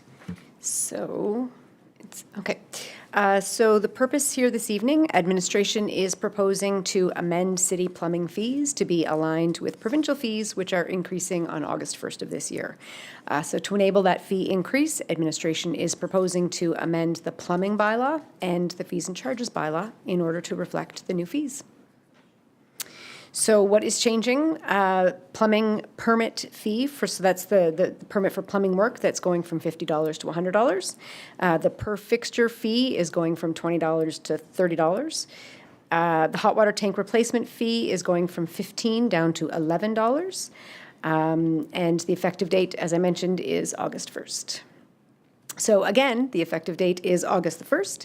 Administration is recommending that the city do this to align its fees for consistency across the province. Typically, we do this once a year. We do it typically as part of the budget process, but given the changes that are happening at the provincial level in a month, we decided to bring just these fees forward at this time to deal with these now so that it can take effect earlier. So, in terms of the specifics, as I mentioned, administration is proposing to amend the fees and charges bylaw to update the plumbing fee schedule and the plumbing bylaw, and that is to remove the fixed dollar amounts and instead refer to the fees and charges bylaw to have the actual amount in it instead. And this will make any future updates a lot easier. So for the recommendation, it is that Moncton City Council approve the proposed amendments and give first readings to bylaw A 1324.4, which is the fees and charges bylaw, and bylaw Z 1323.2, which is the plumbing bylaw. And that is it. Happy to answer any questions. Thank you, Sarah, for the presentation. Madam City Clerk, I don't think we need to read the motion back into the record.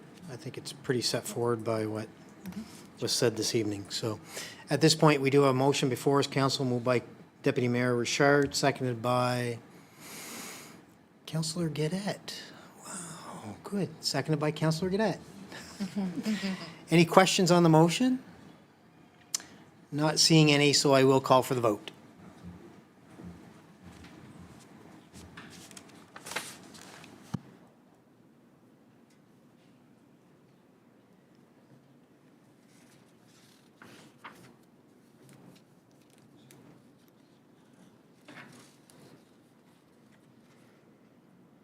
Councillor Kingston, we are on the vote. Since you're now in the room, would you mind? Yeah.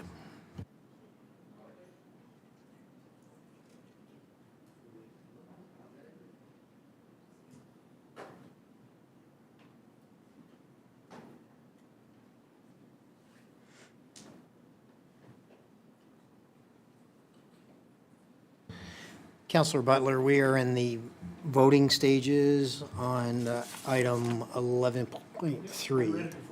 Okay, so would you mind? Oh, perfect, you did. Thank you, everybody. All right, motion passes. Thank you, Sarah. Madam City Clerk. Next, our reading of bylaws, les lectures des arrêtés municipaux, and this evening, all three bylaws that I'm going to be reading, council's already given me permission to read. As these are first readings, these will be posted on our website.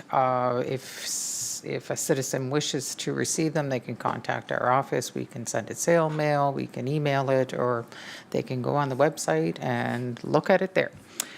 So 12.1 is a bylaw relating to the regulation and licensing of shared mobility, micromobility business in the city of Moncton, being bylaw L926. It's the first reading.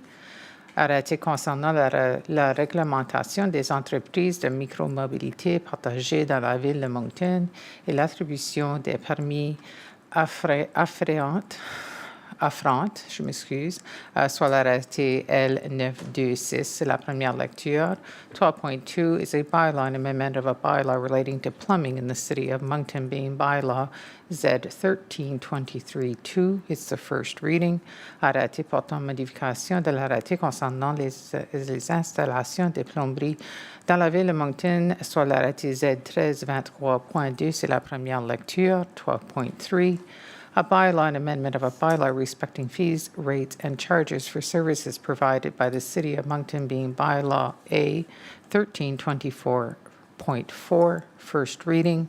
Arrêté portant modification de l'arrêté concernant les droits, tarifs et redevances pour les services fournis par la Ville de Moncton, soit l'arrêté A 1324.4, c'est la première lecture.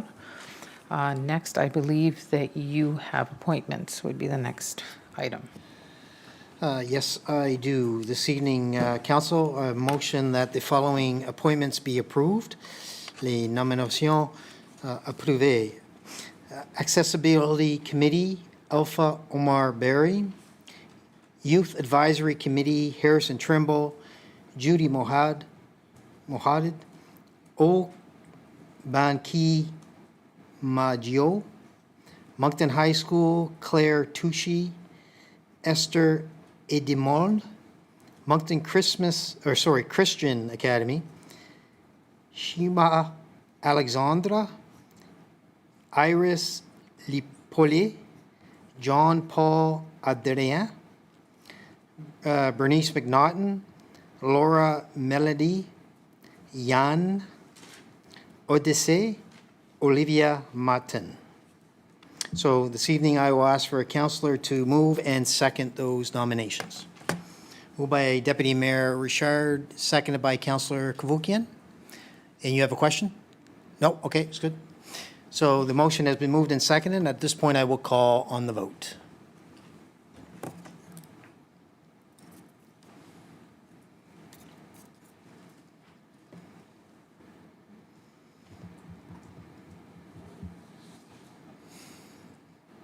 And motion passes. Thank you, council. Madam City Clerk? That would be the end of the meeting. So I will ask for a motion to adjourn. Deputy Mayor Richard, you wish to move that motion? Great, thank you. Thank you, council. Thank you, city staff.